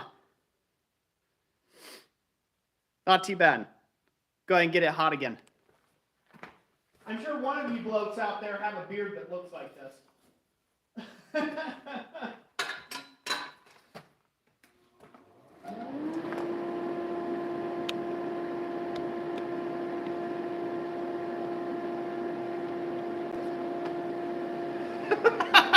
Rob, a lot of that beard made it to the anvil.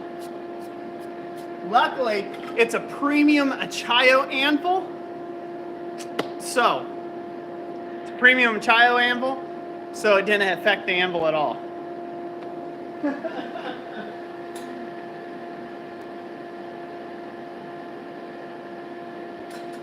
Bring that up to heat. Look at it here.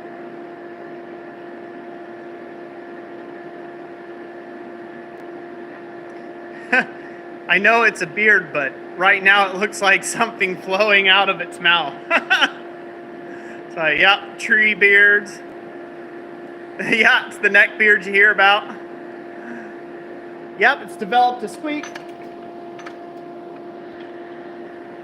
Need to oil her now.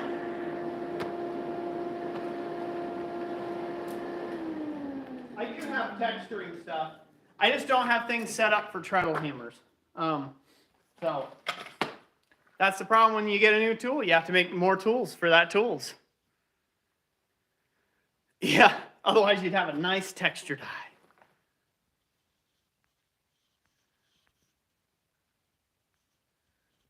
eye.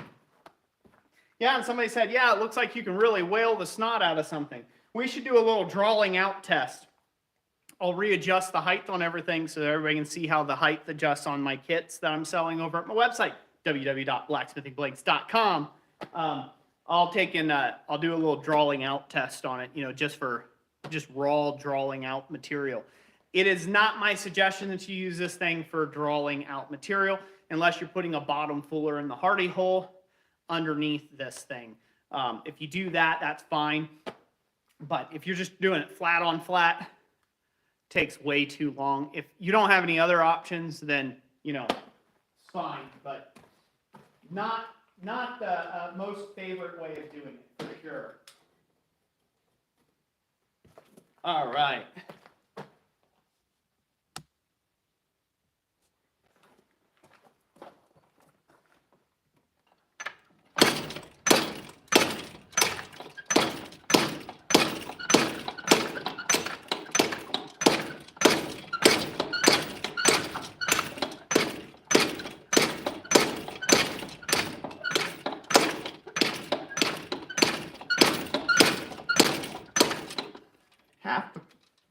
Half the problem I'm having with this, it's not the treadle hammer, it's the fact that I'm trying to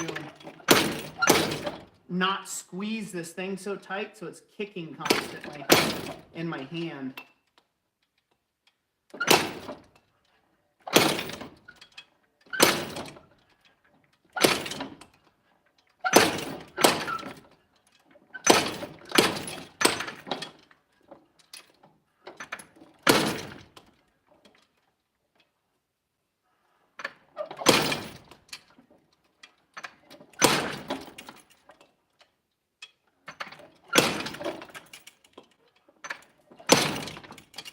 There, that's about as far as I'm going to be able to get with that.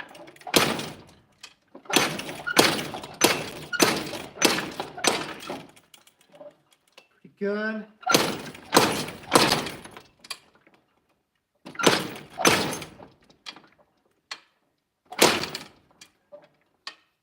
See how it's twisting on it? I hate when it does that.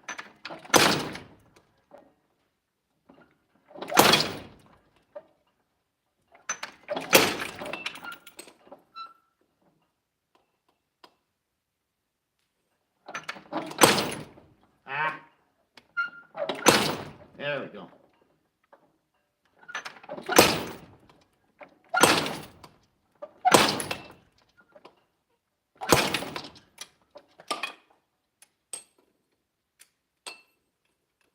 All right, didn't crush the eye sockets down. Was able to do out the beard.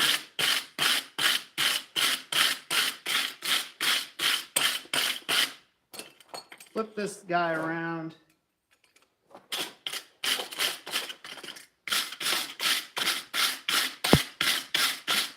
a little shine, sheen. Then we need to make his nostrils flare up.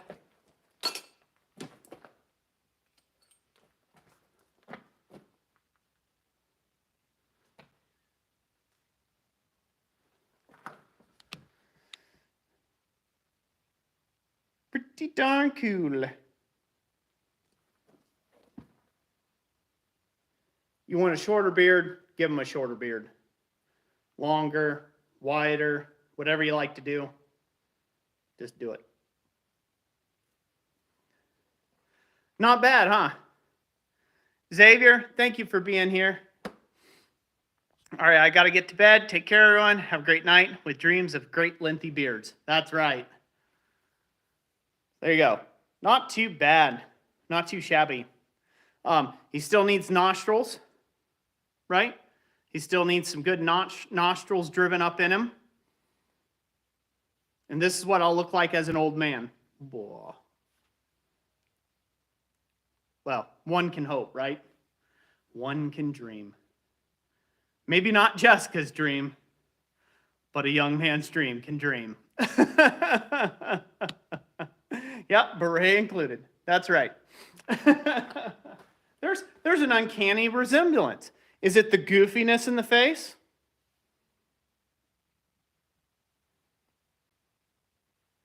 See, side by side with my old beard would have worked perfect. E4 Mapiat, do I still recommend the Achayo? Yes, I do. In fact, that's what we're using right now as the base for our treadle hammer. So I still do very much recommend it. Might as well not leave you guys without doing the nostrils. Let's do the nostrils. I'll throw this in the fire. We'll go over to the vise.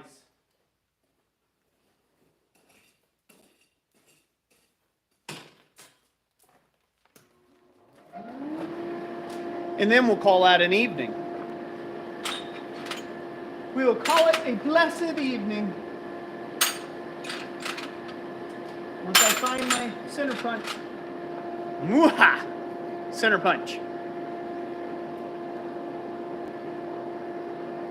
All right.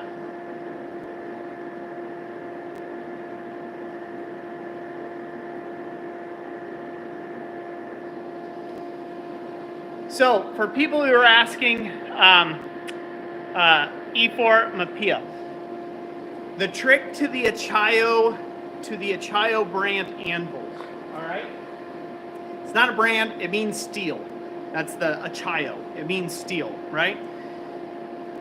Depending on where you buy it at online, they have different batches and different runs. It's not all the Achayos I've gotten have been has a hard surface to them, so they are, and I say surface because I don't know what the whole thing is all the way through. I haven't cut one apart yet, but they all have I've done a lot of testing, they all have a fairly decent Rockwell hardness that I have personally received. Now, other people have received anvils and they dented right away using hot steel, and they had crazy casting defects and things like that. With the Achayos, you kind of get what you pay for, right? They're whipping these things out real fast. They're not putting a ton of time into good R&D and product management, right? I'm trying to look for the word quality control. That's right. They're not putting a ton of time into quality control, just like with any of the lower budget anvils.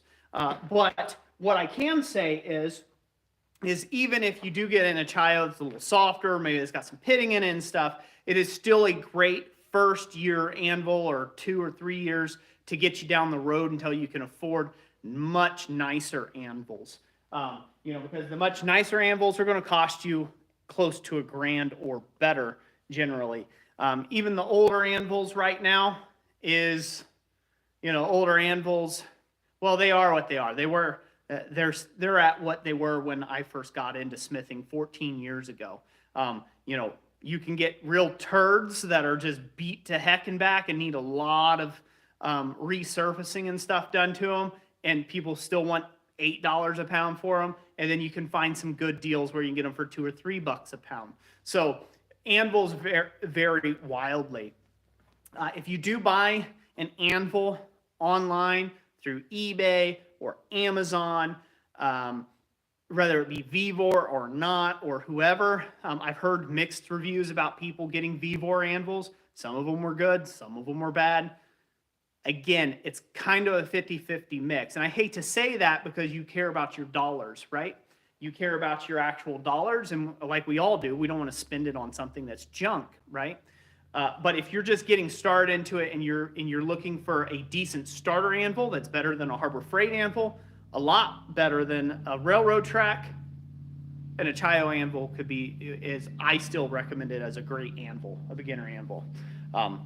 Yeah, that's just basically about it. Actually, Thomas Goodymoot, that's his anvil over there. That's 132 pound a Chayo, or it's a Chayo anvil, but he bought it through Vevor, and he likes it. And it's a swell anvil. I did a review on that one as well. Let's move you guys around.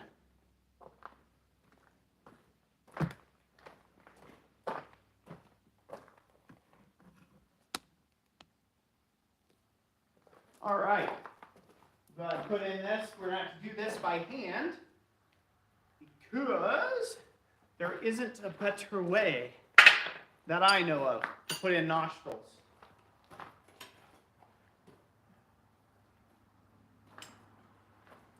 Now what's great is if you can grip it actually kind of upside down in the vise like so to get it in line. Not always is this possible and not always does this work.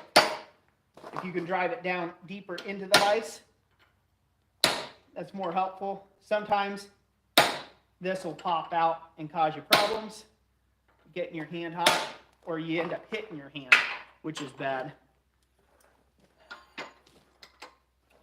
I'm gonna have to regrip this down lower now.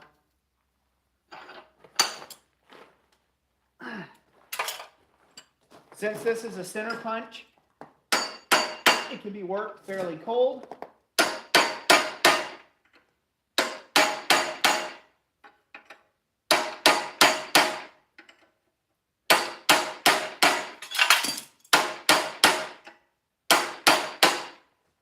I'm just giving the nose some shape.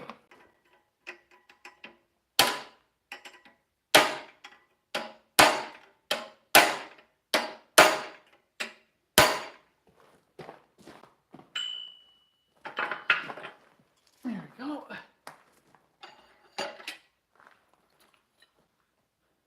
Kind of crinkling it all up there. Hopefully you guys can see those nostrils now. Get this hot again.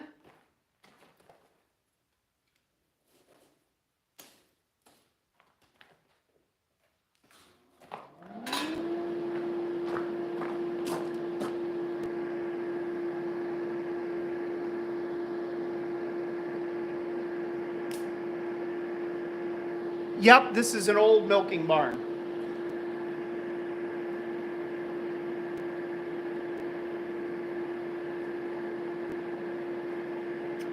Drew Wilson, I don't know much about Warren Tools 4-inch post vise. Roger Caldwell, thank you. Good night. God bless you, brother. Thanks for being here.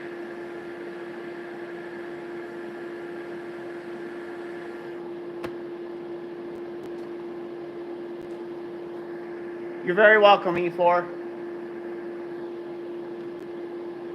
Yeah, according to a driver, this is also a meth lab. I'm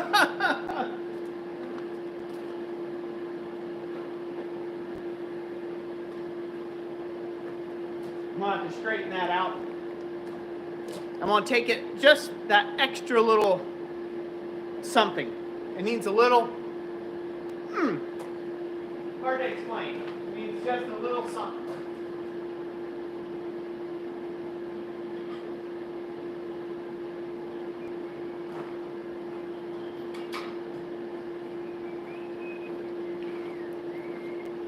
Get this set up.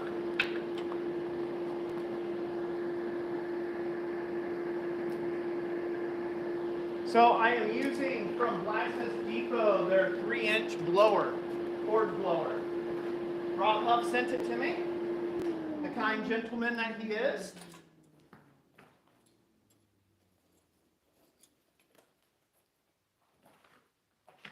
Flatten this real quick, get somewhat straightened back out.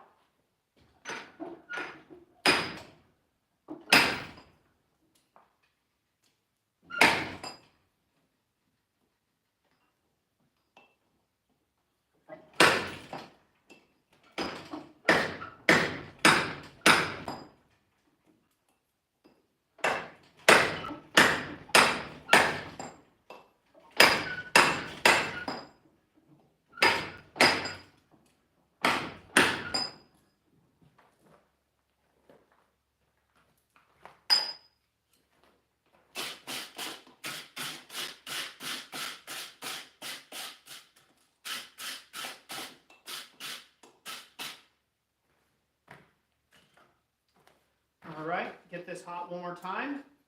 Then I'm going to add that little bit of something it needs. You guys probably couldn't hear any of that.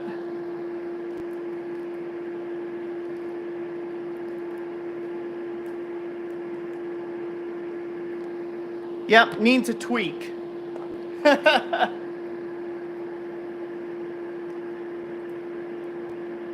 Yeah, Stephen Ranty. That blower will blow away a hair dryer, no problem. Yeah, small. Depending on how small that forge is, it could just blow it, blow all your fire right out of the pot. Take care, Corey Shire. Tell the wife we said hello.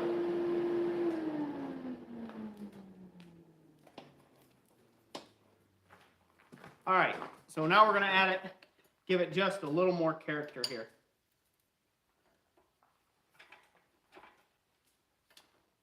If I can. Need to support it somehow. As close to flat as I can. I'm going to come to each side of the nose bridge. Just give it a little bit of a pop. Just give those nostrils a bit more flair.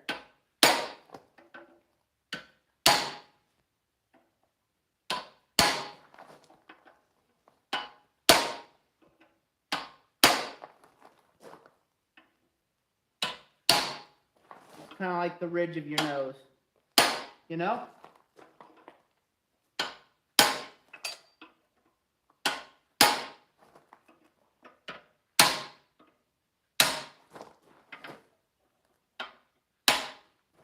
Good. I think that's a lot of fun.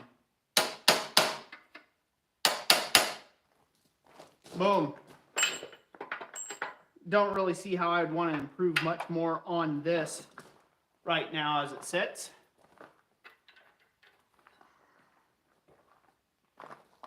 You guys to see. So I gave that nose, I don't know, focus camera. See how I gave that nose a bit more definition?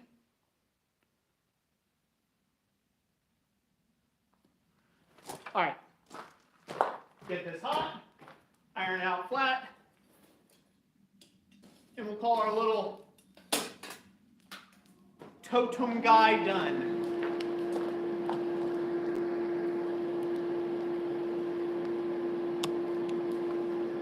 Whoop, whoop, whoop, whoop, whoop.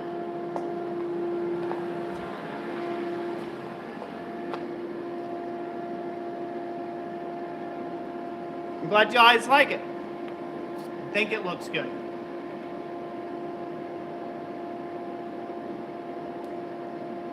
Awesome, Kevin Smith. You're very welcome.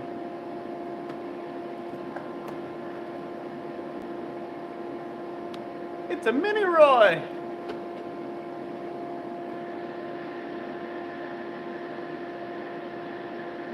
It does, Apple Ironworks. It does.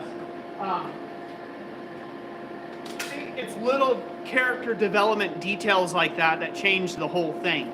Putting in those flats just above the flares of the nostrils, bringing it down to kind of a point, then reflaring the nostrils, You're just shoving and you're working those facial components around, right? Oh no, you there? Everybody there still? You said you're live.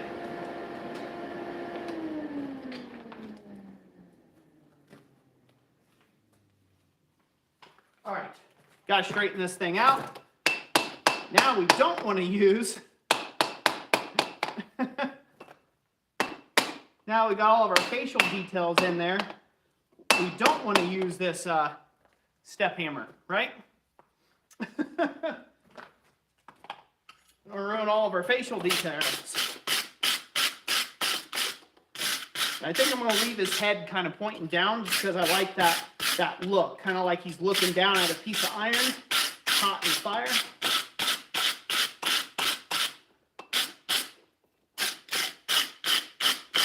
And I forgot to point you all down.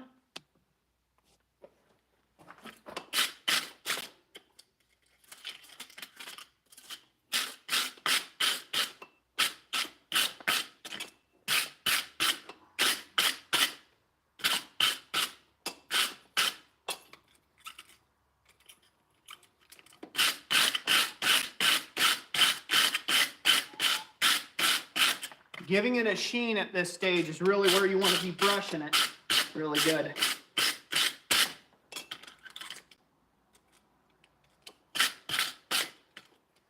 At some point, you got to realize when you need to stop touching it. Stop playing with it. I think we're at that point now.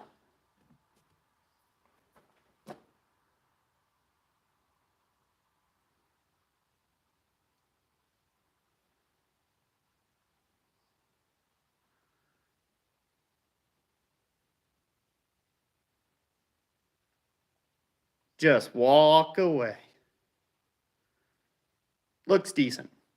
Not bad for a 1 hour and 57-minute stream. About 30 minutes of me jabberjawing at the first, so hour and a half-ish. Not too bad. You know, if I were going to play around with it a bit more, I probably wouldn't use the treadle hammer for this. I would probably lock it up with an animal head slant in the vise, and I would drive in some eyebrows to give him like a furrowed brow expression, like he's deep in thought. Give the top of the eye a bit more character. Maybe punch in a couple pupils as well.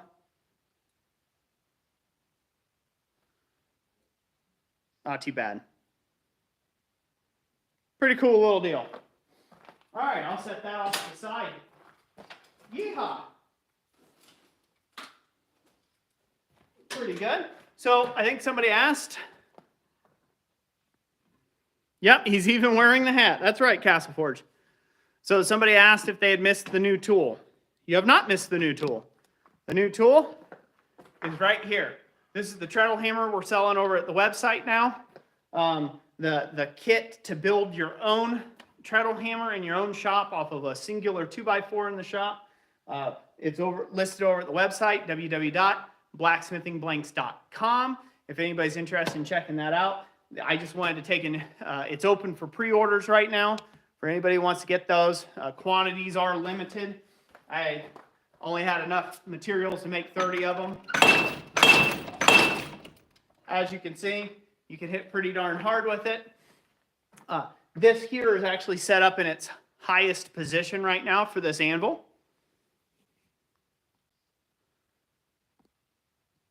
That's very awesome, revealed by fire. Praise God. He does. He does indeed answer prayers. Yeah, any mods in the house want to drop up the links, that's great. So for this, I said we might just do a quick drawing out of something. This is not something I would recommend it for, but you know, using top tooling is great. Small material draw out work, say 5/8 inch and under. You go up to about, I was using some 3/4 round in a video to draw it out, and it was doing it pretty effectively. But right now it's set up in the high position to just be worked off of just your foot. You see how much motion you get off of just your foot working like so. You get a lot of stroke. So The way I designed this treadle hammer is to have a lot of mechanical advantage for very little treadle movement. Versus like you see a lot of treadles, home-built treadles and stuff, they've got the treadle clear up here, and you've got to use your whole leg to stomp and treadle this whole thing to get any sort of work done with it. That is one heck of a workout that I don't particularly like or enjoy doing myself. So now I'm going to move this thing down to where it fits this anvil a little bit better. I'm going to do that first by moving this link, moving this spring down. It's got all the way on that link there. Oh, come on, Roy. Come on. You know you want to. Why not? Let's just struggle with it tonight. It's been a long evening. Holy smokes. Well, there's more than one way to skin a cat. We'll take off this. That's right, Milk Dud. Be nervous. We'll take off the turnbuckle here.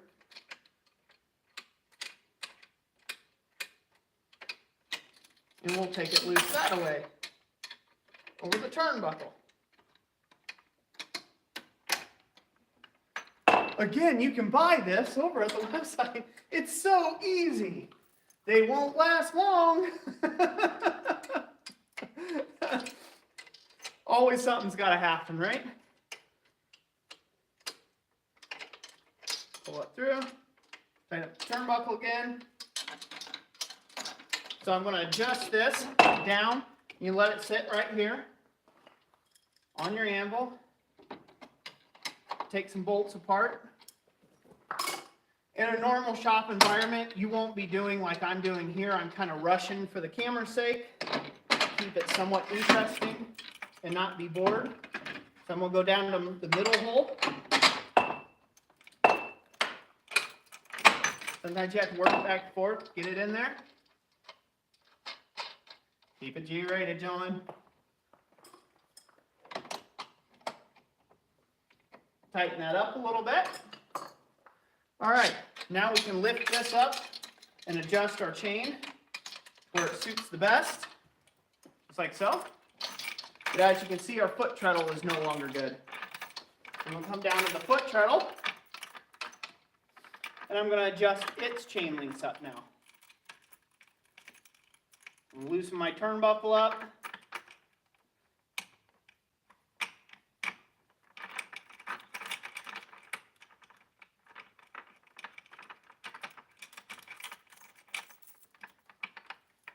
All right, then you just adjust your treadle to whatever height you want your foot to be sitting at by hooking onto a different place on the dog chain. You can even test it out if you like. If you like its position, go ahead and thread up your turnbuckle again, or your little quick link. That's the actual technical term for these. They're called quick links, not turnbuckles.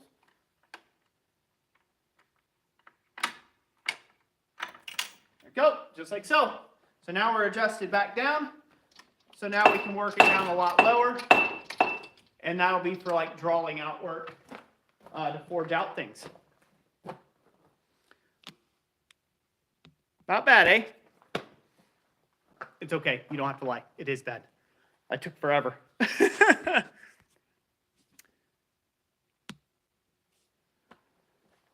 Yeah, Rob Huff, exactly.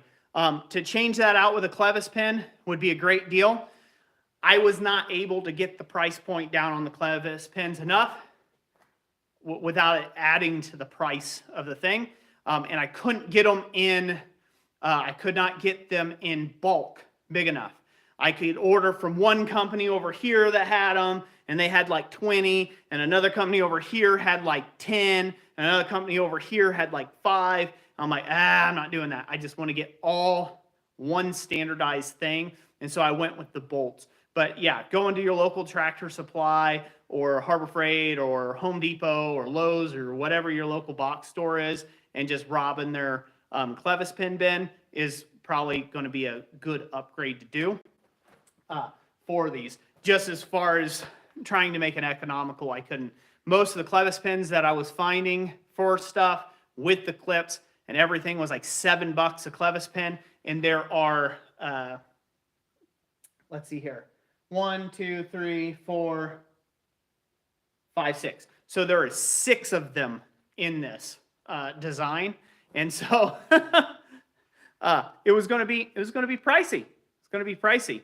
About $7 times 6 of them times 30 kits. I just ran out of money, couldn't do that. So yeah, individuals can modify the heck out of this as they want, for sure.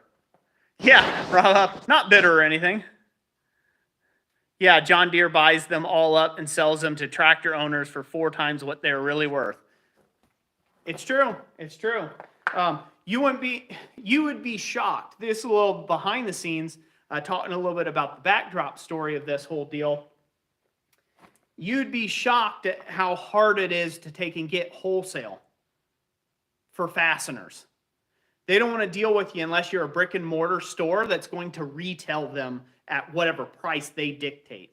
And I found that out the hard way on several bolt companies for bolts and hardware and fittings. The place I'm going through for these is called Bolt Depot, and they have like mass bulk bolts online that you can buy. But of course, you've got to buy them in quantities of 500 to 1,000 to get any sort of discount on them. Otherwise, it's like retail price. So I ended up purchasing like all of the fittings and everything for like, for most of like all the kits and stuff. I had like almost $2,000, a little over $2,000, almost $2,700 just in fittings and bolts and washers and springs and the chain and you name it, for all these kits. So it was a lot of spend to take and put out there, but I was able to bring the cost margins down enough that I could charge cheaper, and that's what the whole that's the whole name of the game, right? Because what good is a big idea if no one buys it because you're priced just like everybody else? Again, I'm not trying to compete with inline treadle hammers or swing arm treadle hammers that people want anywhere from $1,500 up to $2,500 for. I'm not trying to compete with those. I'm trying to compete with, the hobbyist market, the people who need it in their garage and can't spend $2,500 and don't have the footprint for that. I've had a couple guys ask about that, the footprint that this takes up. It takes up as much space as you want this hammer out here. You want to shorten that handle down and slide it back here and keep it nice and close and stubby, you can do that. You can mount this on a wall adjacent from you from wherever your normal anvil is and just rock your anvil, your regular hand forging anvil, right underneath this and use this as is.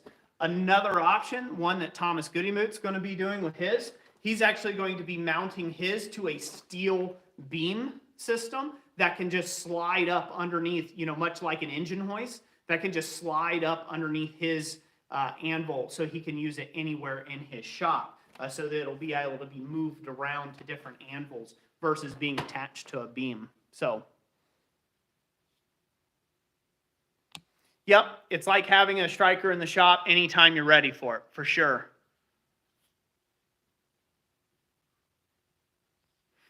Yeah, Rob, it definitely would. A step hammer would get you there a long way. Again, this is still leg power, right? Like, if you really want to whale the snot out of something, you're not going to be able to beat a guy like Rob Huff on your side, being able to pick a gigantic sledgehammer up and swing it with full force, right?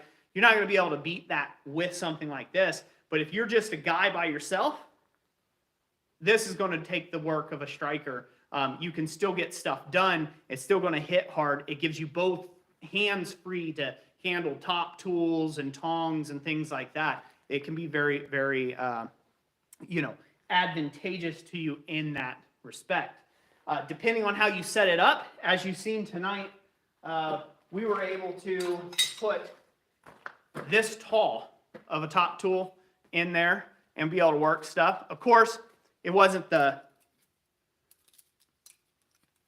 greatest. This thing was, so this is 9 9¼ inches long.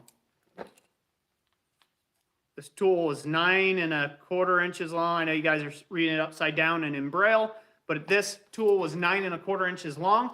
We were able to fit it underneath there and still give it just enough of a pop. Obviously, it's a slitting chisel, so it don't take that much force. We were able to give it just enough of a pop to really cut in our grooves for our mustache in our beard. And then we used it all the way clear down on little short stubby tools like this that I've made in the past. And that you can get a lot of whomp on that. I mean, we were able to cut it almost clean too with that one in of itself.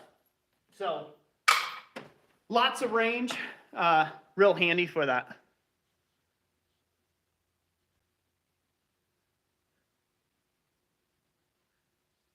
Rob Huff, thank you. Sell it away, but brother, sell it away. So one other thing I want to mention about this, I know this seems like it's a big sales gimmick. It's just something I'm excited about. It's something I've developed. It's something I've spent a lot of time like R&D on.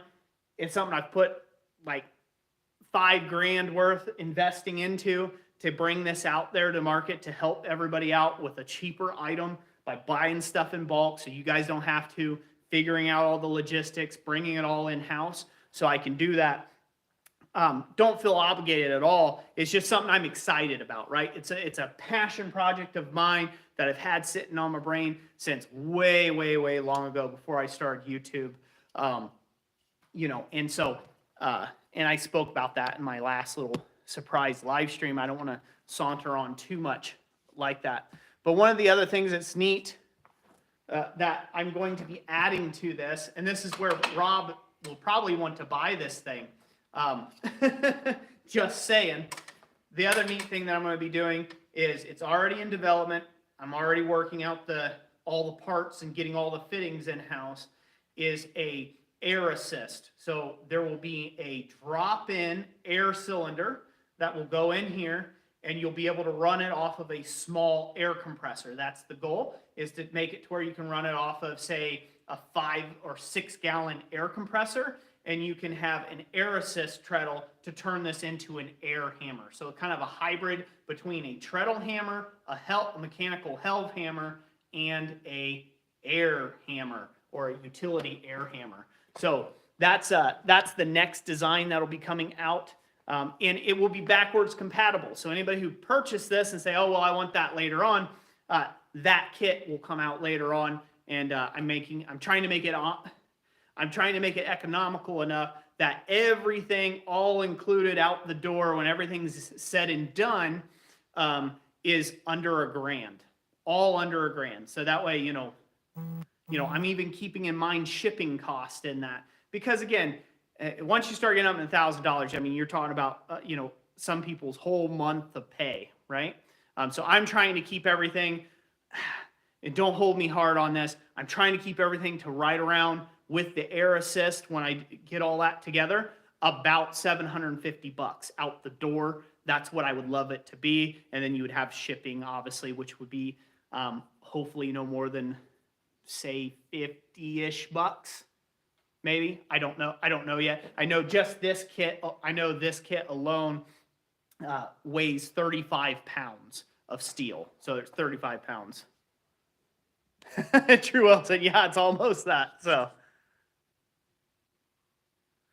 yeah, Rob Huff, we'll see if we can bring it to Quad State. I'll see how many I have in stock and to be able to bring it. I might just bring one. It'll depend on whether I can make one on a portable stand to bring it and have the time to do so.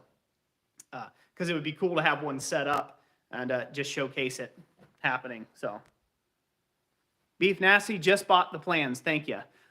If you bought plans for a treadle hammer, that's a different treadle hammer than this one. I did make one where you could make it yourself. It was just out of some cut pieces of steel, and it had 2 sledgehammers on it. That's different than what this is. This is a fully fledged functioning kit, and there's no plans on that. So, a debaka maker. It will not fit in a flat rate box, unfortunately. It will fit in a regional rate B box, but unless I made the thing out of aluminum, it won't work with the weight. Regional rate B, they have a 20-pound limit on it. So,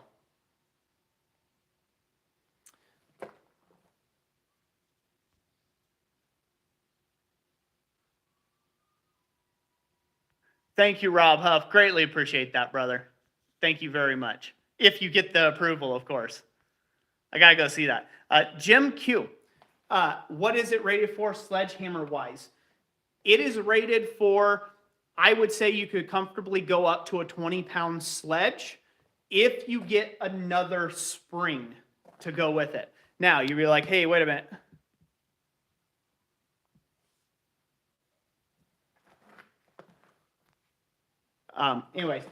So this spring here is a trampoline spring. So you can go out and buy 2 or 3 or whatever. You just have to beef up the springs to support the weight of the head. Ideally, what you want is you want to just be able to, see that? You want the spring to just counterbalance the weight enough that, you know, one finger, right? That's how much pressure it takes from your foot to get this head moving.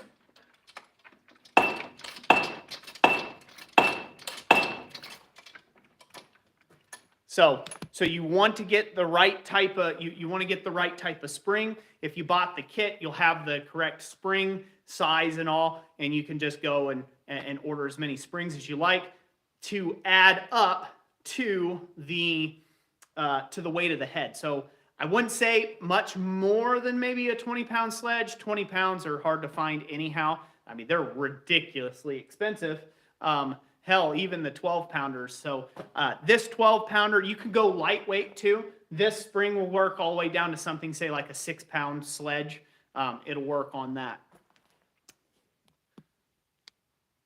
Yeah, but just to show you how light this is, okay? So again, one finger here.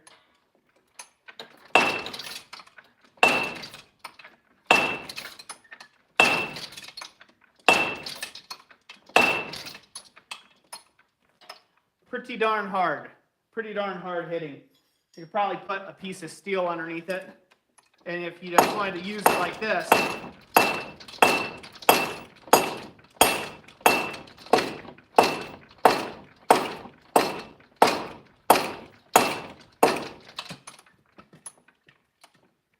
scoot it back, put my little block on.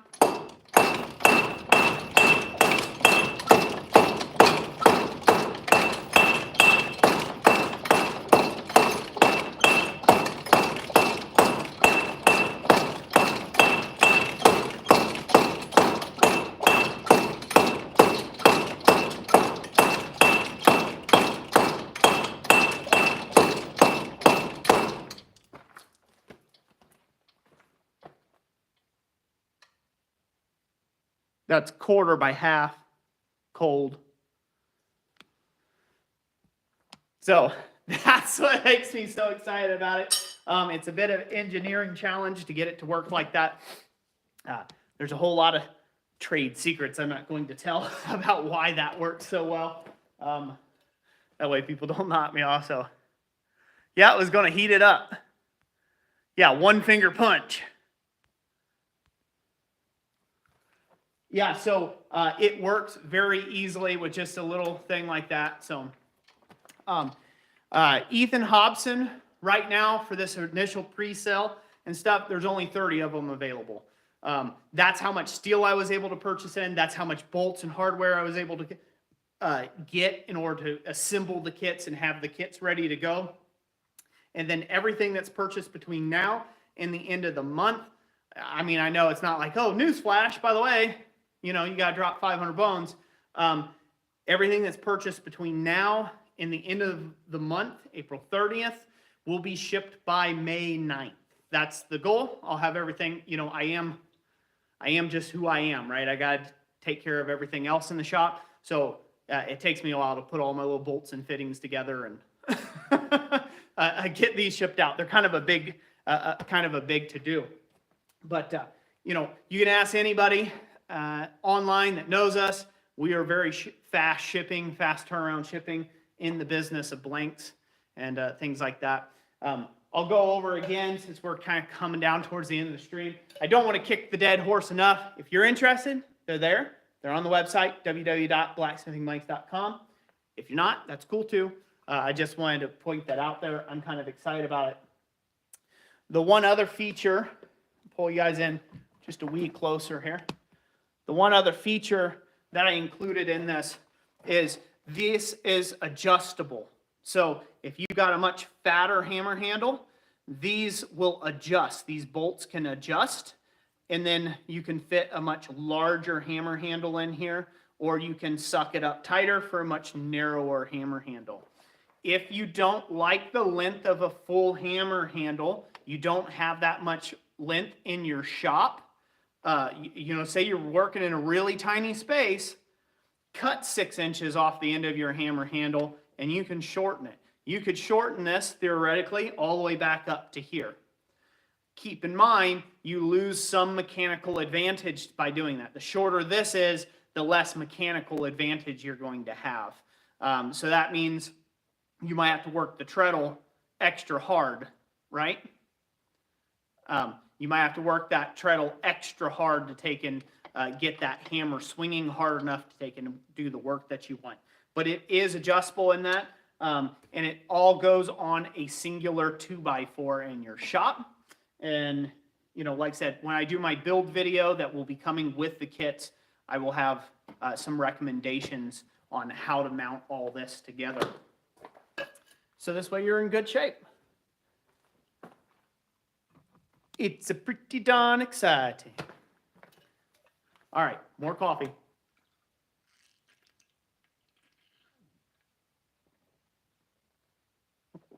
Oh, yeah.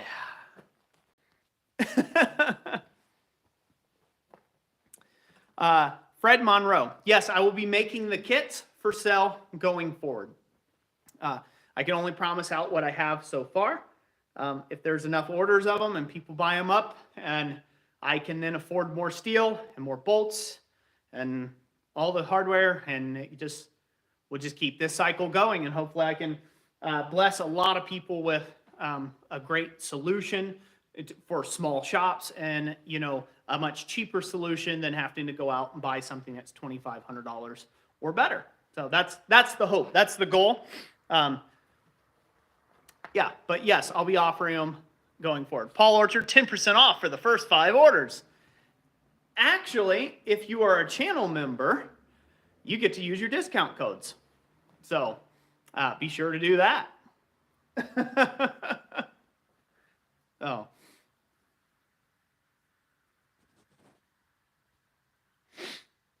So here, could you mount it on a round post to make it swing away? Oh, like mount it on something. I'm sure you could probably make some with like a sleeve to where you just loosen it and kind of like the table on a drill press and swing it away against the shop wall or something. Probably could. Be very easy. Again, the way this thing mounts, it just mounts to a single point. So you can make that point pivot however you like it to be. The main thing is a 2x4 dimensional lumber, right? It's not actually 2 inches by 4 inches. It's whatever dimensional lumber is these days, 1 3/4 by 3 3/4. Leland Hawk, yeah. So much for notifications. YouTube's like that. They are boogers. They're boogers about that. By the way, Rob, I can't express my gratitude enough. I've got a video coming where I express my gratitude for the blue blower in the back. Yes, that bad boy. Thank you so much, Rob, for that. It really does help out. It's been a real struggle trying to get the heat out of the stuff, working on hammers and things of that nature. So thank you, sir, for sending that out. You came way out of pocket on that for me, and I feel very blessed by you. So thank you very much.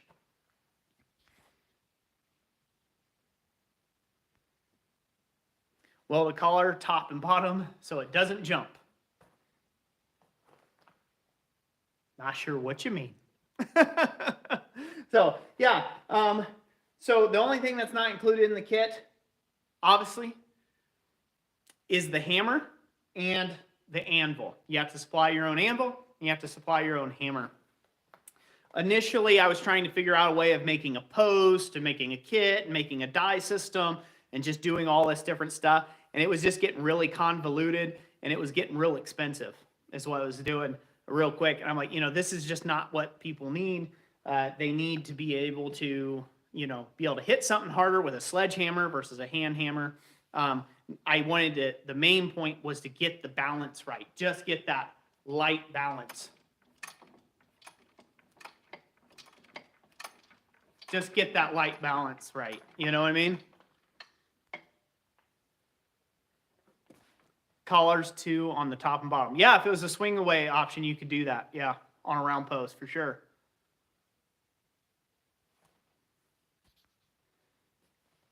So, Larva, great question. When will the swedge block anvil come back around?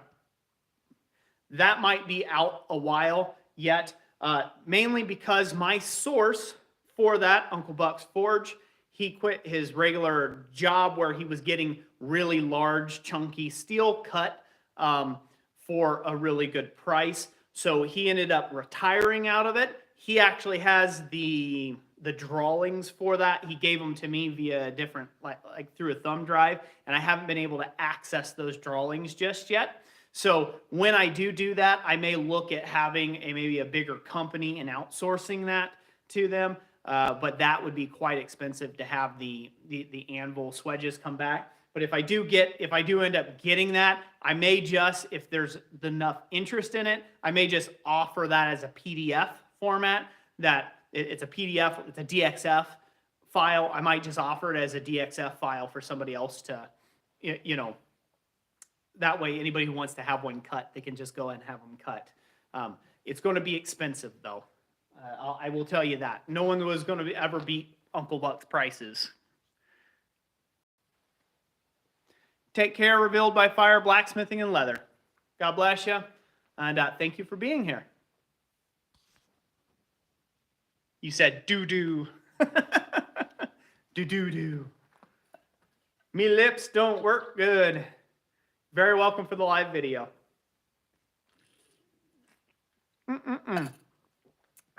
So let's see where we're at. Hey, we're at 26% power. We're still doing good. Better than the last live stream, huh? So anyways, yeah, I think I'm tired. We can do some more stuff at a later date with it. I'm kind of tired of working for the evening. But, you know, I got it out here. I showed you guys what I got going on. And, you know, again, I hope you guys are as excited as I am. So take care. The dog is swimming and she wants to go out. Swimming or whining? Yeah, that's Super Bean coffee. So thank you guys for joining me. I had a fun time making this little dude using the Treadle Hammer. Take care, Rob. We'll see you next time. Yeah, I had a great time making this little railroad spike dude on the actual power hammer. Good night, Chris Kelly. Thanks for being here. And, you know, like I said, there are some parts of this would have been better, you know, been easier just do by hand, you know, when you got to the little detail stuff. Thank you, Robert Lamas, for dropping by. And, but yeah, but instead, you know, we've seen what we could do with the Treadle Hammer, and it worked out pretty good. Worked out pretty good. So, good night, Larva. Good night, Robert. Athol, again. Wayne Heinz, you're very welcome, brother. Yeah. Thank you, everybody, for being here. Kevin Smith, yep, you go pray with that girl. God bless you. Glad everybody likes the little wizard dude. Scott Langhorst, thank you for being here. God bless you as well. So, yeah, so that's about it. I hope you guys have a great, you know, a great rest of your week. Happy Easter to everyone that celebrates Easter. I hope I hope you're very blessed this Easter. Thank you guys for watching the stream. Thank you for hanging out with me in the shop tonight. And thank you to all those who've been supporting and doing the super chats and stuff like that. We just couldn't do it without you. So that's it. God bless. We'll catch you on the next one. Bye, everybody. As soon as I figure out how to leave this stream.